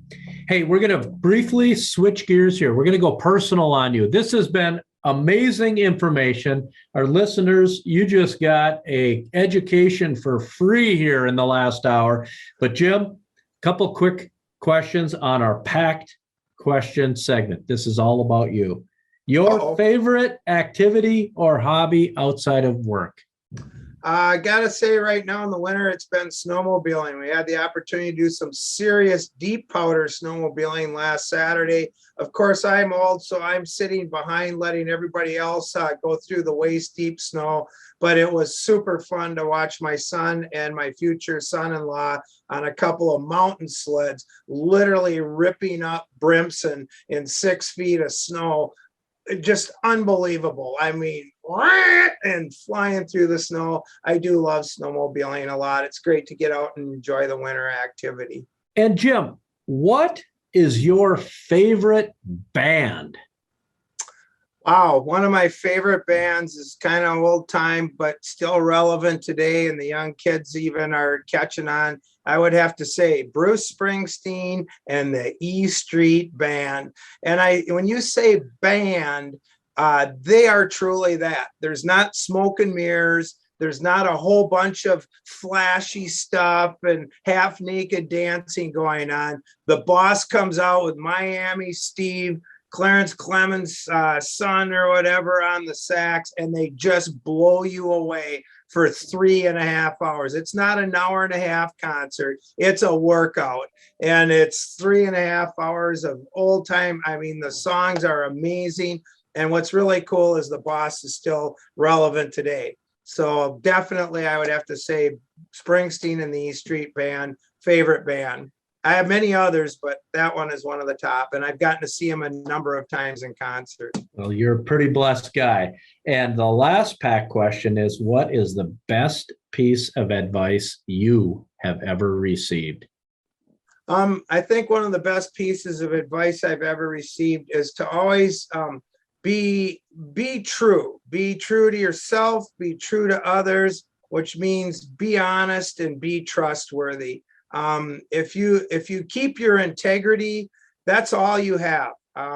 In reality, you can talk about money and property and houses and everything else, all the material goods in the world. But as you and I well know, Tom, we unfortunately at that age where we've had a chance to be at a funeral or two, and nobody talks about that stuff. They talk about what manner of person were you. And if you're an integrous person, you're kind, you're true to yourself, you're true to others, that's the best advice I got. And you can sleep at night. You know, piddling around and penny ante stuff, it's just not worth it.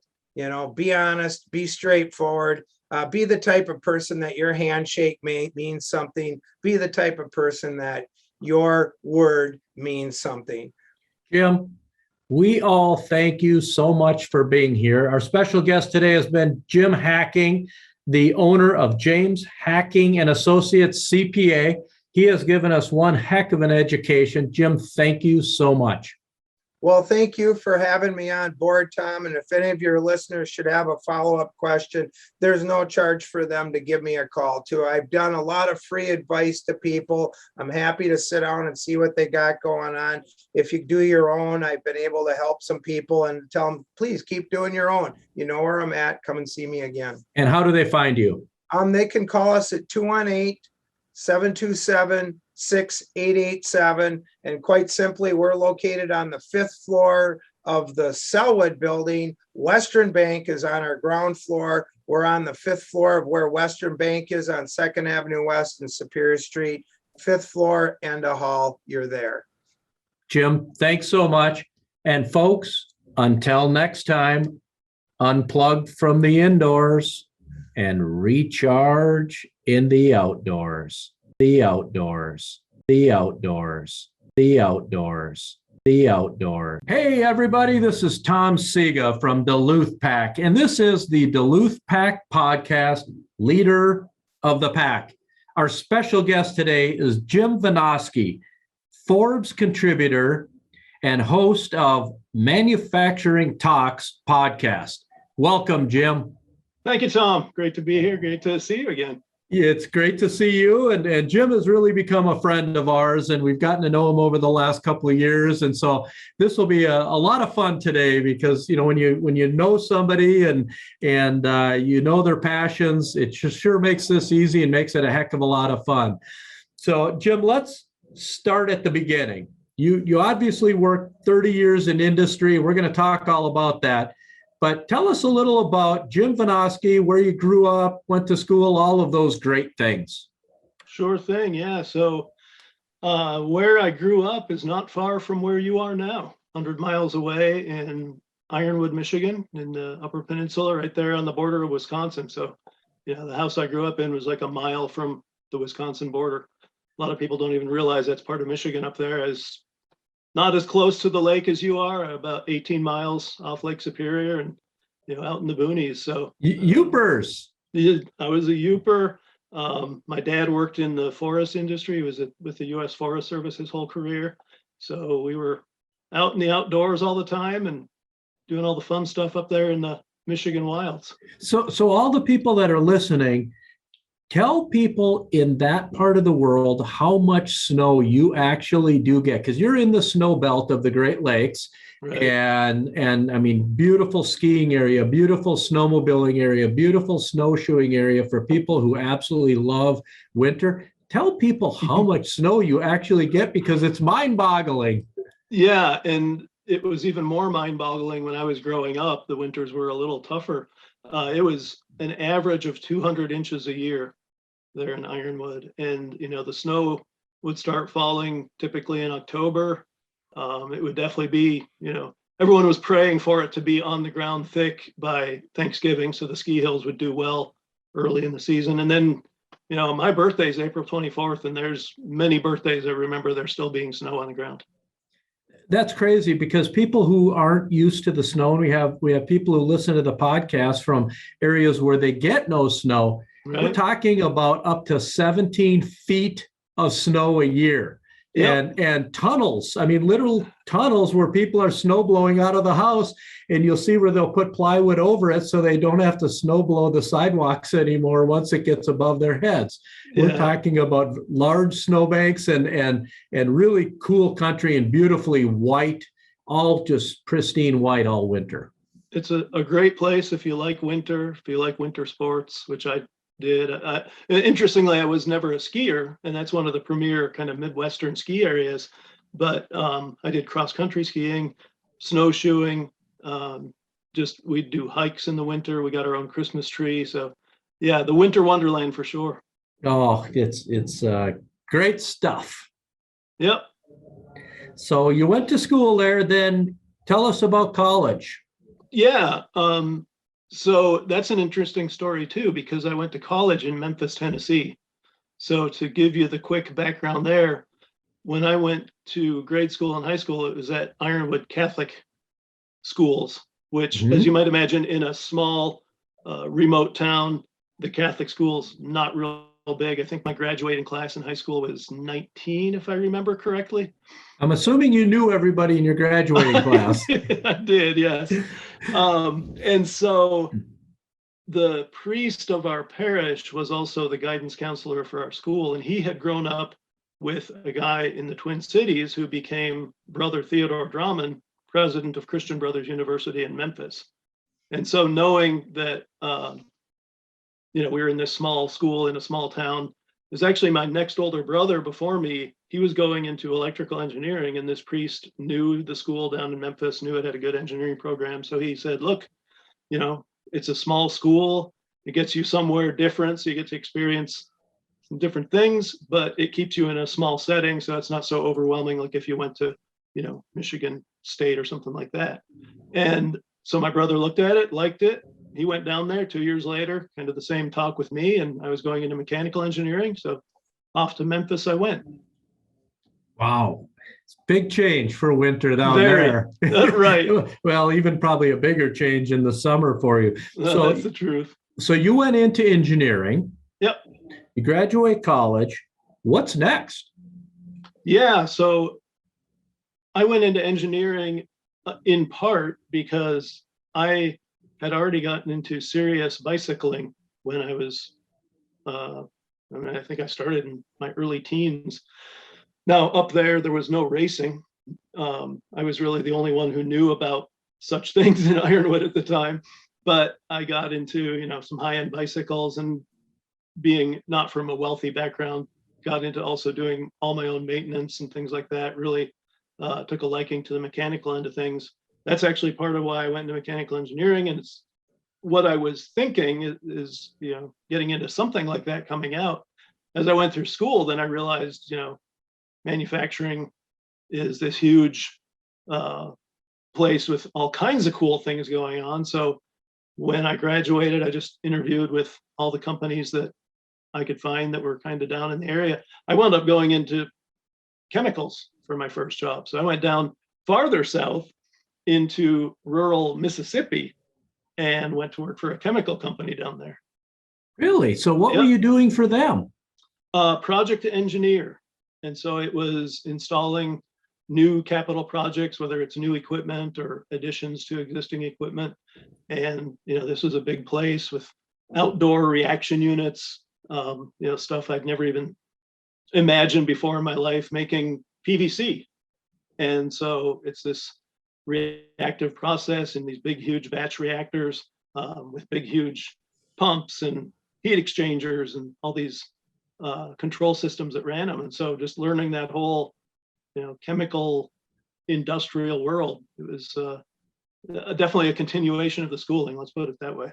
Sure, I bet you that was quite the learning curve. So, Oh, yeah. so I know you were in the plastic, and then you were also in paint industry. Was this with the same company then, or different division because of chemicals, or? It wasn't. I wound up working in chemicals for 4 years. Even though I was from a rural background myself, I really, having had that time in Memphis, wanted to go and have a little more opportunity for, some active lifestyle, and wound up moving back to Memphis and went to work for paints and coatings company just outside Memphis. And so you were back in Memphis, and how long were you doing that? Not very long. They brought me on also to do projects, and it was kind of built around this new system that they intended to install. Pretty high dollar project. Not long after I got there, the project was canceled because they were owned by a company called Kodak. They got into some money trouble, and so the capital went away. I did some smaller things for about a year and a half, but just wasn't the challenge I was looking for. So went to another Memphis company, and that's really where I started more into the food end of things. It was a food ingredients company. So who was that? It's called Protein Technologies. It was part of Ralston Purina at the time. Okay. And so you were in the ingredient part of the food industry? Yeah. So we did soy protein. Okay. Processed soybean flour basically, and extracted the protein and made this purified series of purified protein powders for food and beverage. And then this was sold to multiple industries. How does that work then? Yeah, so it was any food company that was formulating with that soy protein, we would be a supplier to them. Give us an idea of what kind of foodstuffs would take a soy protein like that. So it could be anything from baby food to meat substitutes to energy drinks, protein drinks. And how long were you involved in doing that? About 4 years there too. Okay. And now the one that really intrigues me is bourbon. Yeah. Well, that was a lot of years later. That was actually my role previous to what I'm doing now. And I spent a good number of years in between at General Mills. That's about half my career. Okay. And so I jumped from food ingredients to food and beverage proper, kind of split my time. And it was almost 16 years with General Mills, about evenly split between Yoplait yogurt and then Big G cereals. Okay, big Midwestern company. Oh yeah, yep. And in fact, my first role with them was back up in Michigan, not too far from where I live now, yogurt plant in Reed City, Michigan. So almost like going home, even though it's quite a distance from where I live there to where I grew up. Sure. But and yeah, then you had this bourbon thing. I'm interested in this. So I worked my way up through the ranks at General Mills and reached a point where wanted something more and wasn't getting it, and decided to do something different and started casting the net. I mentioned that first role in Reed City, Michigan. One of my best friends that I kept up with, even though we parted ways fairly quickly within the first couple of years I was with the company, he went one direction and I went in another. But he had left the company a few years before and was one of the executives at this alcohol company that is actually headquartered in Atchison, Kansas, that had just bought a huge former Seagram's plant in Southeast Indiana, right outside Cincinnati, and knew he wanted someone to come in and run that for him. So he knew I was looking, and he gave me a call one day and said, "Why don't you meet me down in Cincinnati and we'll go take a look at this place and see if you want to run it." And I did, and one thing led to another, and off I went to make bourbon. So tell us about making bourbon. I selfishly am just interested in what goes into making bourbon. Yeah, so fortunately, while I had no experience in the alcohol world, professionally, I was a home brewer for a few years, right around the time I moved to Memphis. And that's how you start. Obviously beer, you're using primarily barley, but to make bourbon, you're using corn. And so you ferment a corn mixture and it's beer. It's not any beer you'd want to drink by itself, but you're making a beer, and then you put that through distillation processes to purify, pull out the alcohol, and then you put the alcohol in these particular barrels, very specific, has to be a white oak barrel, charred. And then you store the barrel in a warehouse for several years, 5, 6, however many years you want to age the bourbon, and and then you bottle it. Yeah. So do you have a favorite bourbon now that you made it? I don't. It's funny. As I said, I was a beer drinker, and I think the main thing I learned being in the bourbon industry is I have no business drinking bourbon. I did get to enjoy more bourbons than I could possibly name. If I was to throw out my favorite, actually one of my favorites was one that company made. Now, the company I worked for at the time had no brands of its own. It was also a contract producer. And one of the businesses at that time that they were supporting was Bullet. So we made Bullet Rye, and that was absolutely one of my favorites.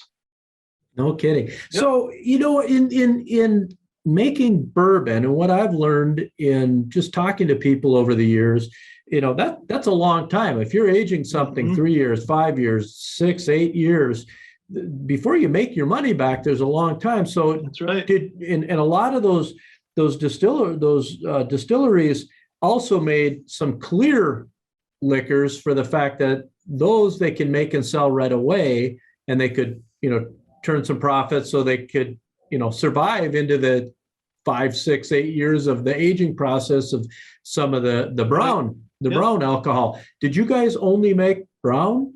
So no, that's really interesting. What you said is exactly right. And a lot of your craft brewers will make a vodka or a gin for that immediate return. Great way to approach the business while you're kind of funding your bourbon making as well.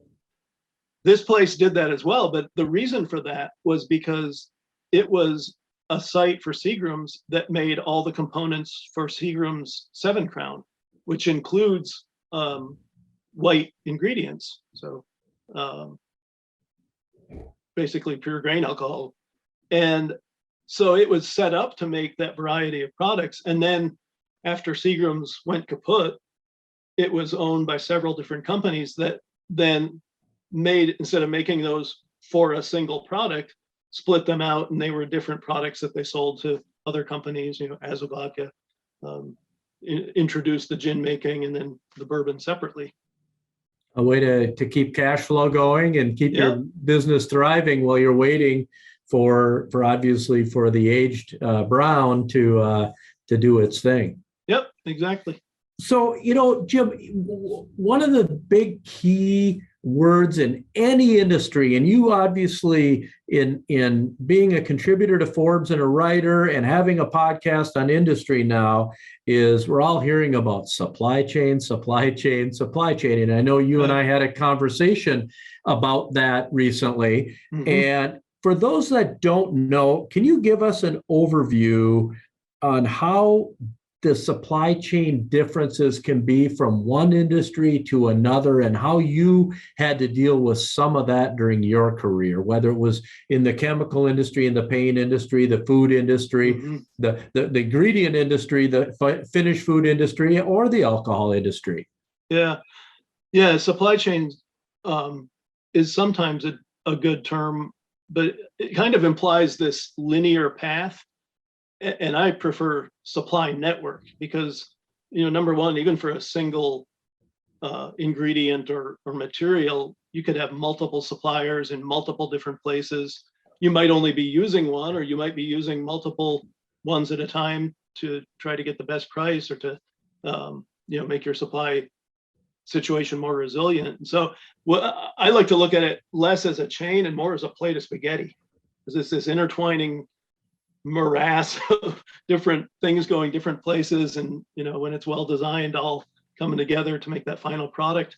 And so huge differences from business to business and industry to industry. Think about that chemical world. A lot of those companies are vertically integrated, and so you might have a chemical company that's sourcing its hydrocarbons and then doing all the different steps itself through the process to get even to final products. Whereas, like at General Mills, we had different suppliers all over the world, and those suppliers are coming together at a specific General Mills site. We don't own any of those suppliers. It's all outside firms that are selling to us, and then we're producing that final product and then shipping it on to our customers, which are actually the retailers, and then our consumers, who are their customers, who buy the things at the grocery stores. And so when we talk about supply chain as this kind of, common thing, it's not common at all. It looks different everywhere you go, as you know yourself, very different piece for what you guys do too. And so that to me is one of the big challenges in understanding some of the current difficulties is, what is it that's hitting any given business, and what's the root cause? And I think the unusual thing right now is you have these crunches in multiple places all at the same time. So it's hitting a lot more suppliers. Think about like the oil crunch in the 1970s. It was only oil, and it had impact beyond that because prices were crazy, but it wasn't impacting other businesses directly. Where now, heck, I ordered a pool table in March. It's only now found out today it's coming for delivery. So this stuff's just nuts with the delays and the difficulties in getting materials. And I think you can probably consider yourself lucky that it was Oh, I know. only 6-8 months. I know, that's right. Where We a were couple of talking years, about whether we'd ever get it. a couple of years ago, you would have probably said, "What do you mean 8 months? I want this Right. thing in under 8 weeks, and Yep. and not 8 months." And we're hearing on TV. So you're the layman out there, and you're not in manufacturing like you are, Jim. That supply chain, and everyone thinks it's the ports and it's not enough trains, or not, the ships are stuck out there. That's kind of getting toward the end user part of Right. it. But Yep. there's a whole nother supply chain, like you said, the plate of spaghetti that goes into the manufacturing before a finished product is even being made. Right, right. Yeah, I mean, think about the chip situation that's gotten so much airplay, especially as it impacts, my home state's world with the auto industry. And that's a whole other set of suppliers and producers that are impacted before you ever think about making a car, right? The little tiny chips, one little rounding error on what the whole car is, but it's literally holding up the whole production of cars for America. It might as well be a tire shortage where you can't put the tires on them, because that little chip is holding it up just like any other component that literally you have to have in order for that vehicle. And I mean, it's crazy, because you think of the automotive industry, or you think of maybe the food industry. I know our industry, we've had to think way ahead and place purchase orders a year in advance for raw materials to make sure we have them, because you can't make something if you don't have all your raw materials. And right now there's labor shortages. So I think that's impacting everybody. And you've been in that your whole career, obviously. What would you say, Jim, is your favorite part of being involved in this manufacturing industry as a whole? And you get to touch so many people now with your writing and with your podcast. What's your favorite part of this whole thing? My favorite thing is I just treasure the people who are in this world, because as I have taken to saying, unlike so many other businesses, in manufacturing, there's no hiding. You're either making a product that you're providing to someone when they need it at a price that's good for them and that makes you a profit, or you're going out of business. And, not to disparage anyone in the rest of the world, but that to me puts this kind of special burden on people where they have to deliver the goods, and there's no fooling. You're either delivering the goods or you're not. And so, as I've spent all these years in manufacturing and been in situations where, things got difficult, or we needed to do something fast that was unexpected, and you just see people who will step up and just do anything it takes to get the job done and to get those products made and out to their customers and keep, everyone along the way happy. It's just a special group of people that it's just been my absolute honor to be part of. Oh, that is absolutely awesome. And people are what makes it go. I have to agree with you. People are what make it happen. And I know you and I are huge advocates of American manufacturing. We look at your whole history, and everything was in American manufacturing. I know it's important to you. Absolutely. Yeah. And my hope is that one of the silver linings with all the difficulties, both with COVID and with the, somewhat related and somewhat not supply chain situation, is that we'll have an honest reckoning around, geez, maybe it wasn't such a good idea to send so much of our production overseas all these years, and bring some of this back. I'm not saying we never buy from anyone overseas. I believe in trade with other countries, and I believe in the power that brings to lift other nations that haven't been as fortunate as the US and bring them up in the economic standing. But at the same time, to bankrupt our small towns and to just destroy whole cultures because you're chasing this absolute bottom dollar price out there in the world market. And then you suddenly find out, I've stretched it way too thin and made it so tenuous that all of a sudden my business is at risk because something bad happened. It wouldn't have gone that way if we kept a good chunk of that on our shores. Oh, hallelujah. I think you knew that was coming from me. So, Right. Jim, you had some awesome positions working in industry and working multiple different levels of manufacturing and industry making things.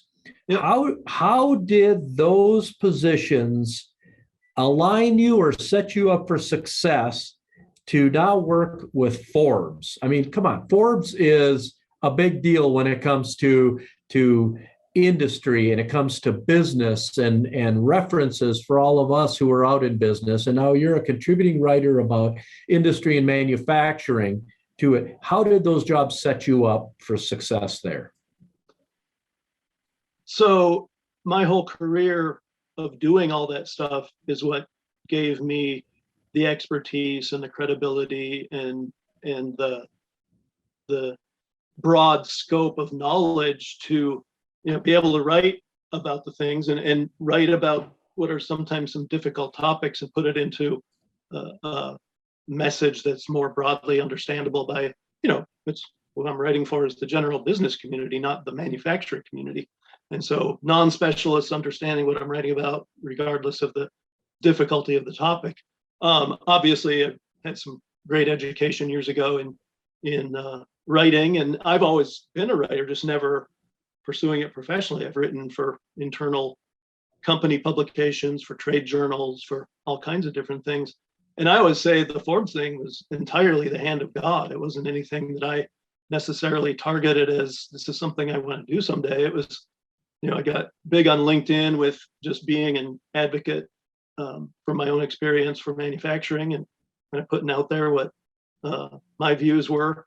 And one day I get on LinkedIn and one of my contacts shared a post from one of his contacts saying, I need someone to write magazine length articles about manufacturing. I thought, well, I can do that, right?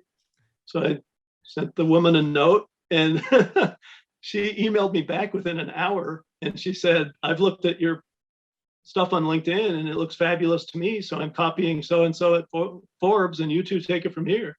And my immediate thought was, well, okay, Forbes, that's not happening. There's no way. That's kind of a big, Jim, you're a big deal. Well, it was funny because before I could even shoot off a note to that contact that she had copied, I got a note from her and she's my editor now. And she said, okay, I looked at the stuff you have, but get me some samples that are more, along the lines of the specific kind of article we're talking about. So I took some of the trade journal pieces I'd written a few years ago and sent those off and we got on the phone. And it was within a week or two, we're on the phone and she says, yeah, everything looks great. I'm sending you a contract. And I remember walking in the house that night and talking to my wife. I think I'm going to be writing for Forbes. It's still just not really getting through until that contract actually showed up and was signed. And 3 years ago. And it's 200 plus articles along the way. And here we are today. Well, you just stole my thunder because that was my next question.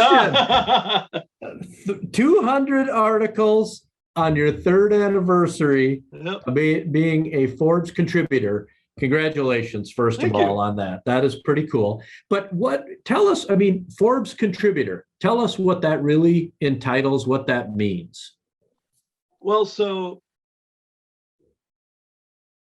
what it means is I am working in a specific business area, providing content to Forbes. So I'm kind of an independent contractor who is under contract to Forbes to supply a certain number of articles every month, of a certain length. And there's obviously, all the writer's guides and editorial standards that were shared up front. And so it's just providing them content from my own area of expertise, but again, targeting that general business reader that they have as their customer. So give us an example of some of the companies that you have covered. And then with those companies, we'll come back and we'll talk about some of the topics. Yep. Well, of course, two of my favorites were Duluth Pack and Spring Break Manufacturing. Oh boy, flattery will get you everywhere around here. And we should talk about those two for sure. But to tee that up initially, go to your the point of your question. It's been everything from one of our common friends is the folks over at Stormy Cromer. They were one of my earliest articles, and it was because they're right there in my hometown of Ironwood. But knowing the story that the Jackwards had, the fabric shop that goes back, into the mid 1900s, and then coming through with Bob Jackward building that into this more global business and doing all kinds of crazy stuff in fabrics, and then getting the opportunity to buy the Stormy Cromer name and bring that product back from the brink, which is a story you've experienced personally as well. That to me is just one of the kind of quintessential tales of what American manufacturers do is, find that opportunity and put in the hard work and get a good team and deliver the goods. So it's little companies like what Bob and Gina have there in Ironwood, all the way up to, I went out and visited GM Defense a couple months ago and drove the infantry squad vehicle and wrote about them bringing back their defense arm because of the realization that, so they'd been in defense, even going back to World War I, and then got out of it in the early 2000s, brought it back because they said, we see a problem in how defense supply works and we think we can help fix it. So it's both, providing a needed product to our war fighters, but it's also, we can't take forever and a day to develop these defense vehicles or products and then have them canceled at the last minute. Let's turn this around and get that development world accelerated and really focus it on delivering value at a good price and taking care of our people who are paying for that as well, the taxpayers. So the taxpayer, just give them right. all kinds of credit. Nice. And give us some of your favorite topics that you've been able to. I know you love manufacturing and it gets Right. you excited, and you're an engineer, so you want to learn, because we've had this discussion before that everywhere you go into, it's like, oh, that's new, and it's like a shiny light. We got to go check this out. You're an engineer and you want to see how it works and all that. Yep. Tell us some of your the if you would, the most fun you've had when you've dug into an article with a company on what they make and just some neat stories and experiences you've had that we as the regular person out here may never think about.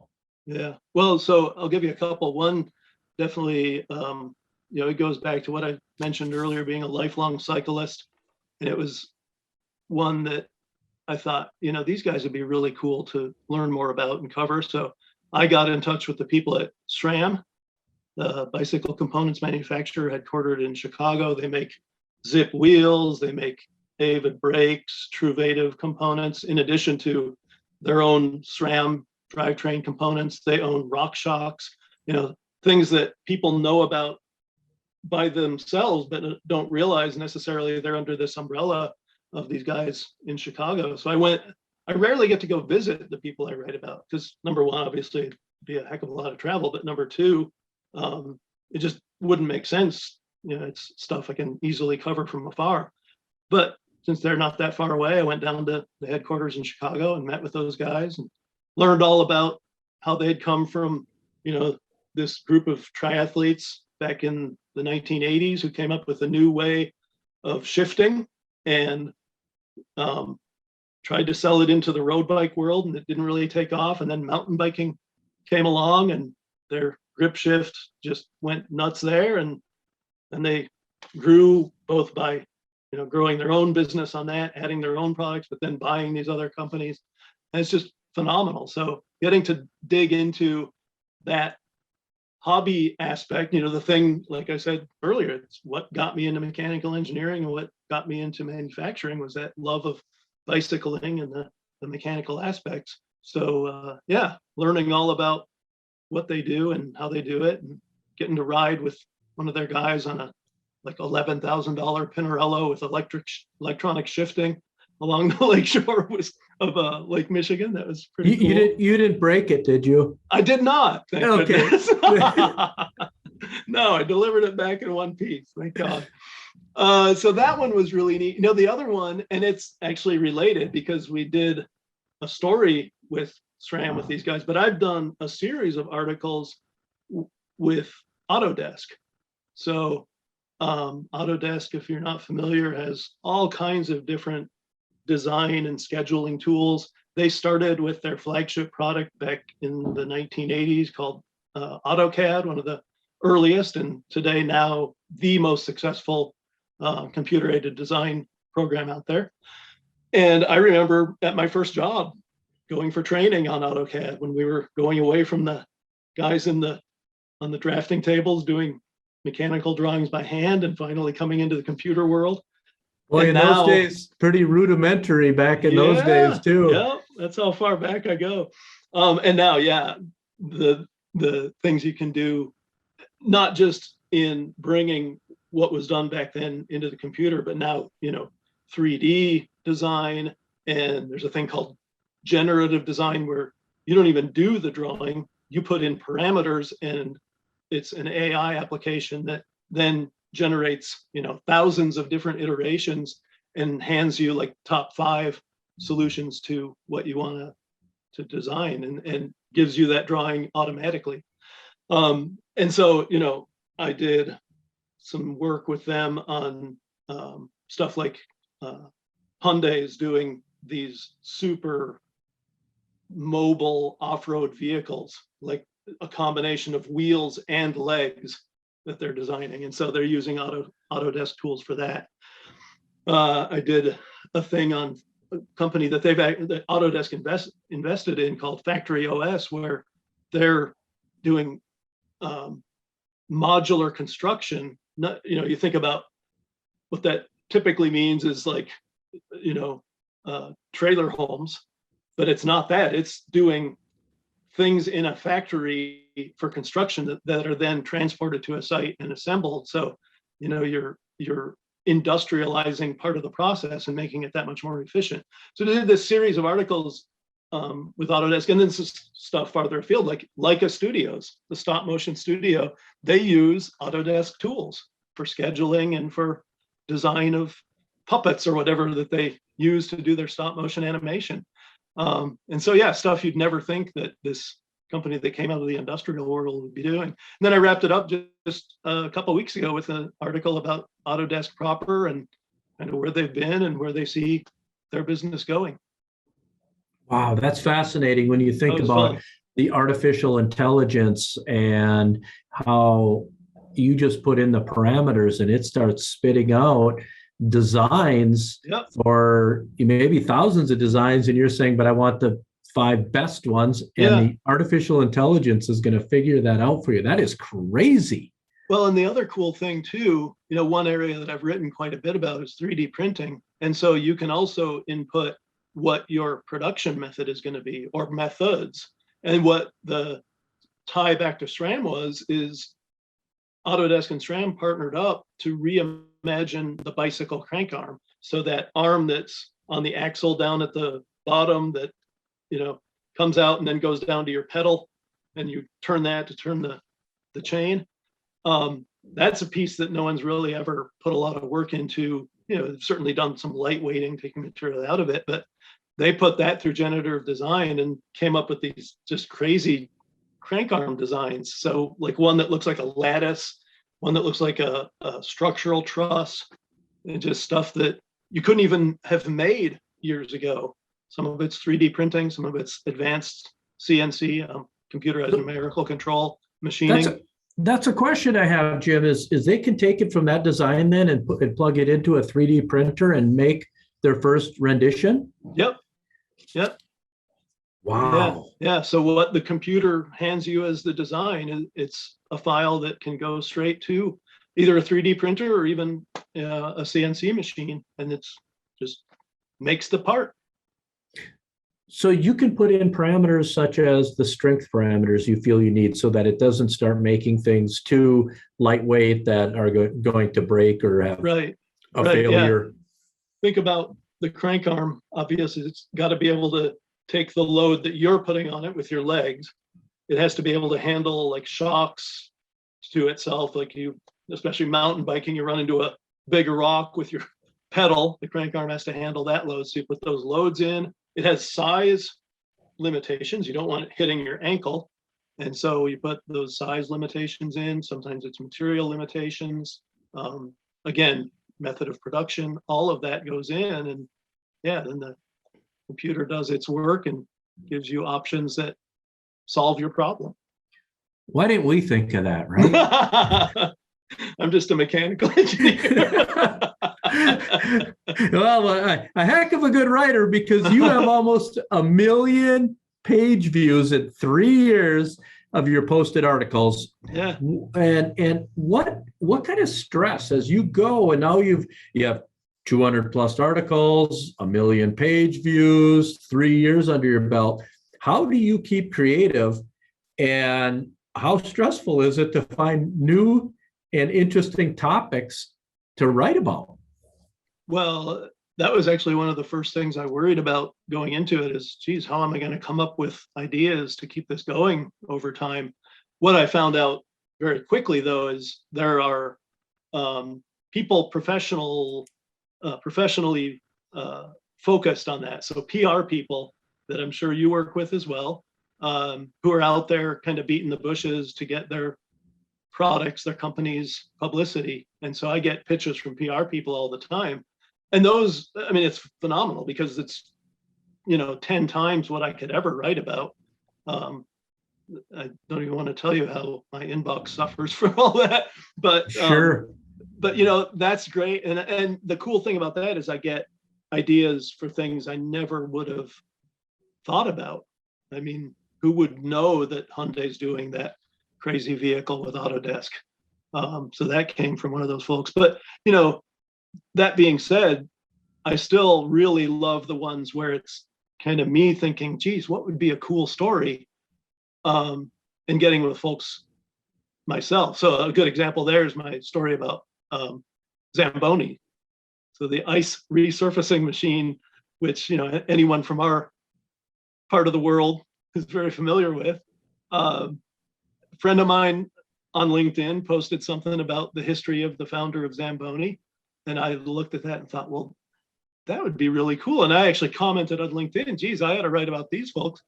There was a PR guy in LA who I've worked with on other stories, commented and said, if you're really interested, I can help you out. And we touched base on email. He says, I don't rep them, but I think you would do phenomenal work telling their story. So if you really want to get a hold of them, I can put you in touch with the family. And so you did. He did. And I mean, they had me talk to people all over the world. I don't know how many employees of Zamboni company I talked to, but yeah, that will always be one of my favorite stories because they're just such fantastic people. And they've got this product that, if you don't know the history, you should read my article because it literally changed, the game of hockey. It changed the whole ice sports world. And there's just this enormous savings of labor and difficulty and just made life ever so much easier for so many people. And here they are still doing what they do years later, going into electrification, keeping up with the modern world, but it's still Zamboni. I do have to say though, and I'm a hockey guy and played for a lot of years and still go to games, but you got to be able to smell some of that propane when you go in the arena, right? From the Zamboni. Right. That's an interesting story because in a past life of mine, one of our offices in Florida, the office manager, her maiden name was Zamboni. Yep. And when I first met her, she's like, "Where are you from?" And I said, "I'm from northern Minnesota." And she goes, "Well, you've obviously heard of a Zamboni." And I said, yes, they're pretty much on just about every street corner, right? Because we have a lot of hockey arenas and ice rinks. Yep. And she said, "Well, that is I think it was her great grandpa." Wow, very cool. That founded Zamboni. So there's a fun one. So after nearly 1 million views, 3 years, 200 articles for Forbes, Jim starts a podcast. Yeah. more than a podcast. It's a YouTube show and podcast. So I do video and audio. He does. As you know. He does, because I was because you were on I was it. lucky enough to be a guest on it. And we just do the audio part because people don't want to look at me too much here. And so you can stick with that part. And then they on that one episode, they can block part of the screen out. But you do this podcast and this YouTube, Manufacturing Talks on Air with Jim Vanasky. Tell us all about that, how you got that started, why you got that started, and where it's going.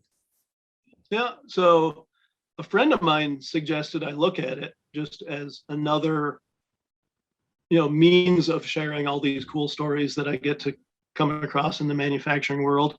And as I got just kind of casually digging into it after he suggested it, I learned pretty quickly there's really not much out there at all for manufacturing in the podcast world. And obviously the podcast world has just gone gangbusters, and there's endless podcasts about everything. Not to say there aren't some really great ones out there. And I swear I find a new one every day. So it wasn't just me coming with the idea to fill the gap, but I thought, you know what?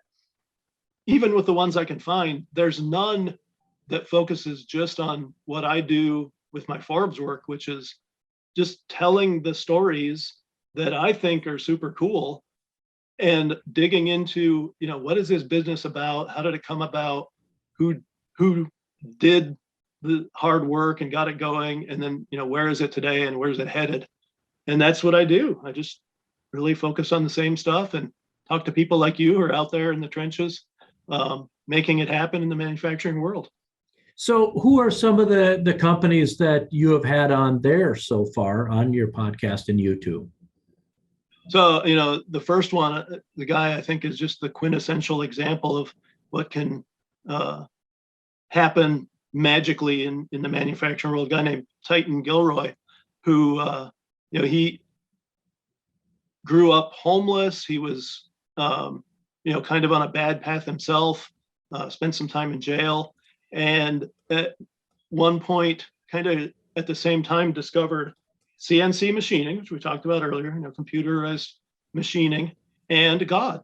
And those two things together set him on a path, number one, to establish his own company. And after a few difficult ups and downs, made it successful. He's down in Flower Mountain, Texas now with a big, huge CNC machine shop. He wound up doing a YouTube he did a reality show for a while of his own, all about CNC machining. He established a CNC machining academy where you can get almost free training to be a CNC programmer, machinist. And so he's out there helping, young folks go into the trades, into a lucrative career, continues to provide jobs with his company, and does the most phenomenal machining YouTube videos now. You should go out and check out his videos. I wrote it down.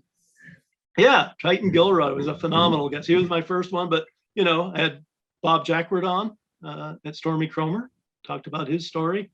My next one is a guy named Dean Wegner, West Point grad, former Army chopper pilot, and then realized, there's this wreck of an industry of American apparel that we ought to really be focusing on. So Authentically American came about, and he's out there bringing apparel business back to our shores. Folks, today we have Jim Vanasky, a Forbes contributor who has almost 1 million page views in 3 years and 200 articles for Forbes, podcast and YouTube.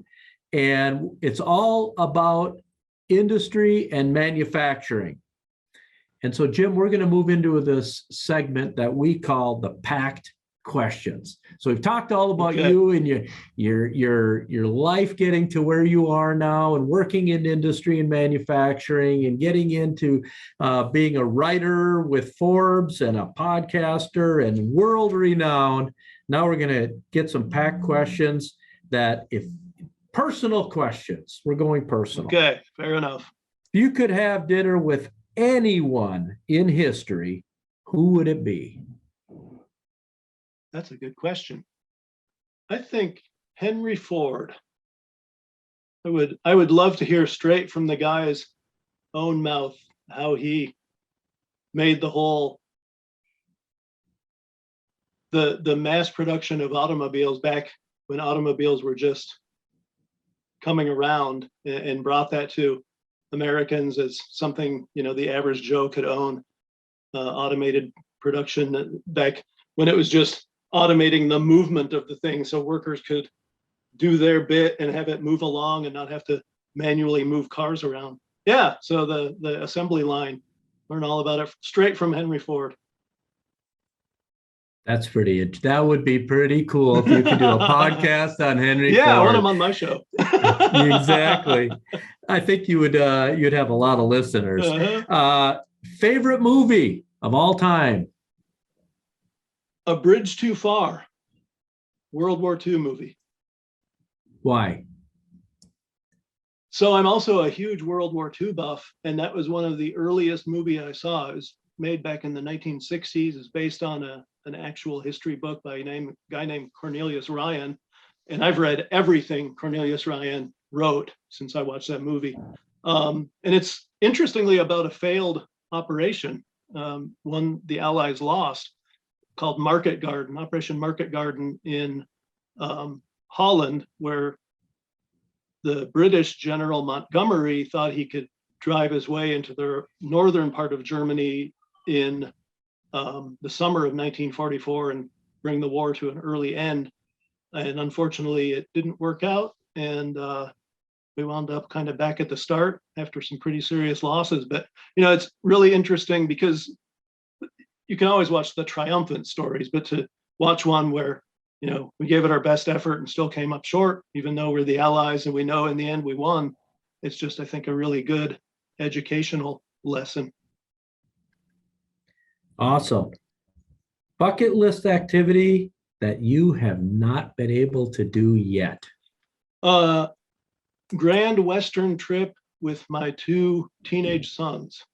So as I mentioned, I was from Ironwood, but my mom actually grew up in the high desert in Southern Oregon. So we would be out there every other summer when I was growing up. And I've seen all the Western states. So we'd make a point of visiting all the national parks and things. I mentioned my dad was in the U.S. Forest Service, so big outdoorsman. And so I've seen all that personally. They haven't. And I want to do that. And actually thinking about it for not next summer, but the one after, before my older son goes off to college. Time is ticking. Right. Well, we'll get it. We'll get it definitely scheduled. Yeah, exactly. And your favorite meal, Jim? Well, I'm from Ironwood, Michigan, and I'm actually having it tonight, and that would be pasties. Oh, we have to describe that, right? Meat and potato pies, basically. And you know what? I just had those in deer camp about 2 weeks ago. Yep, perfect.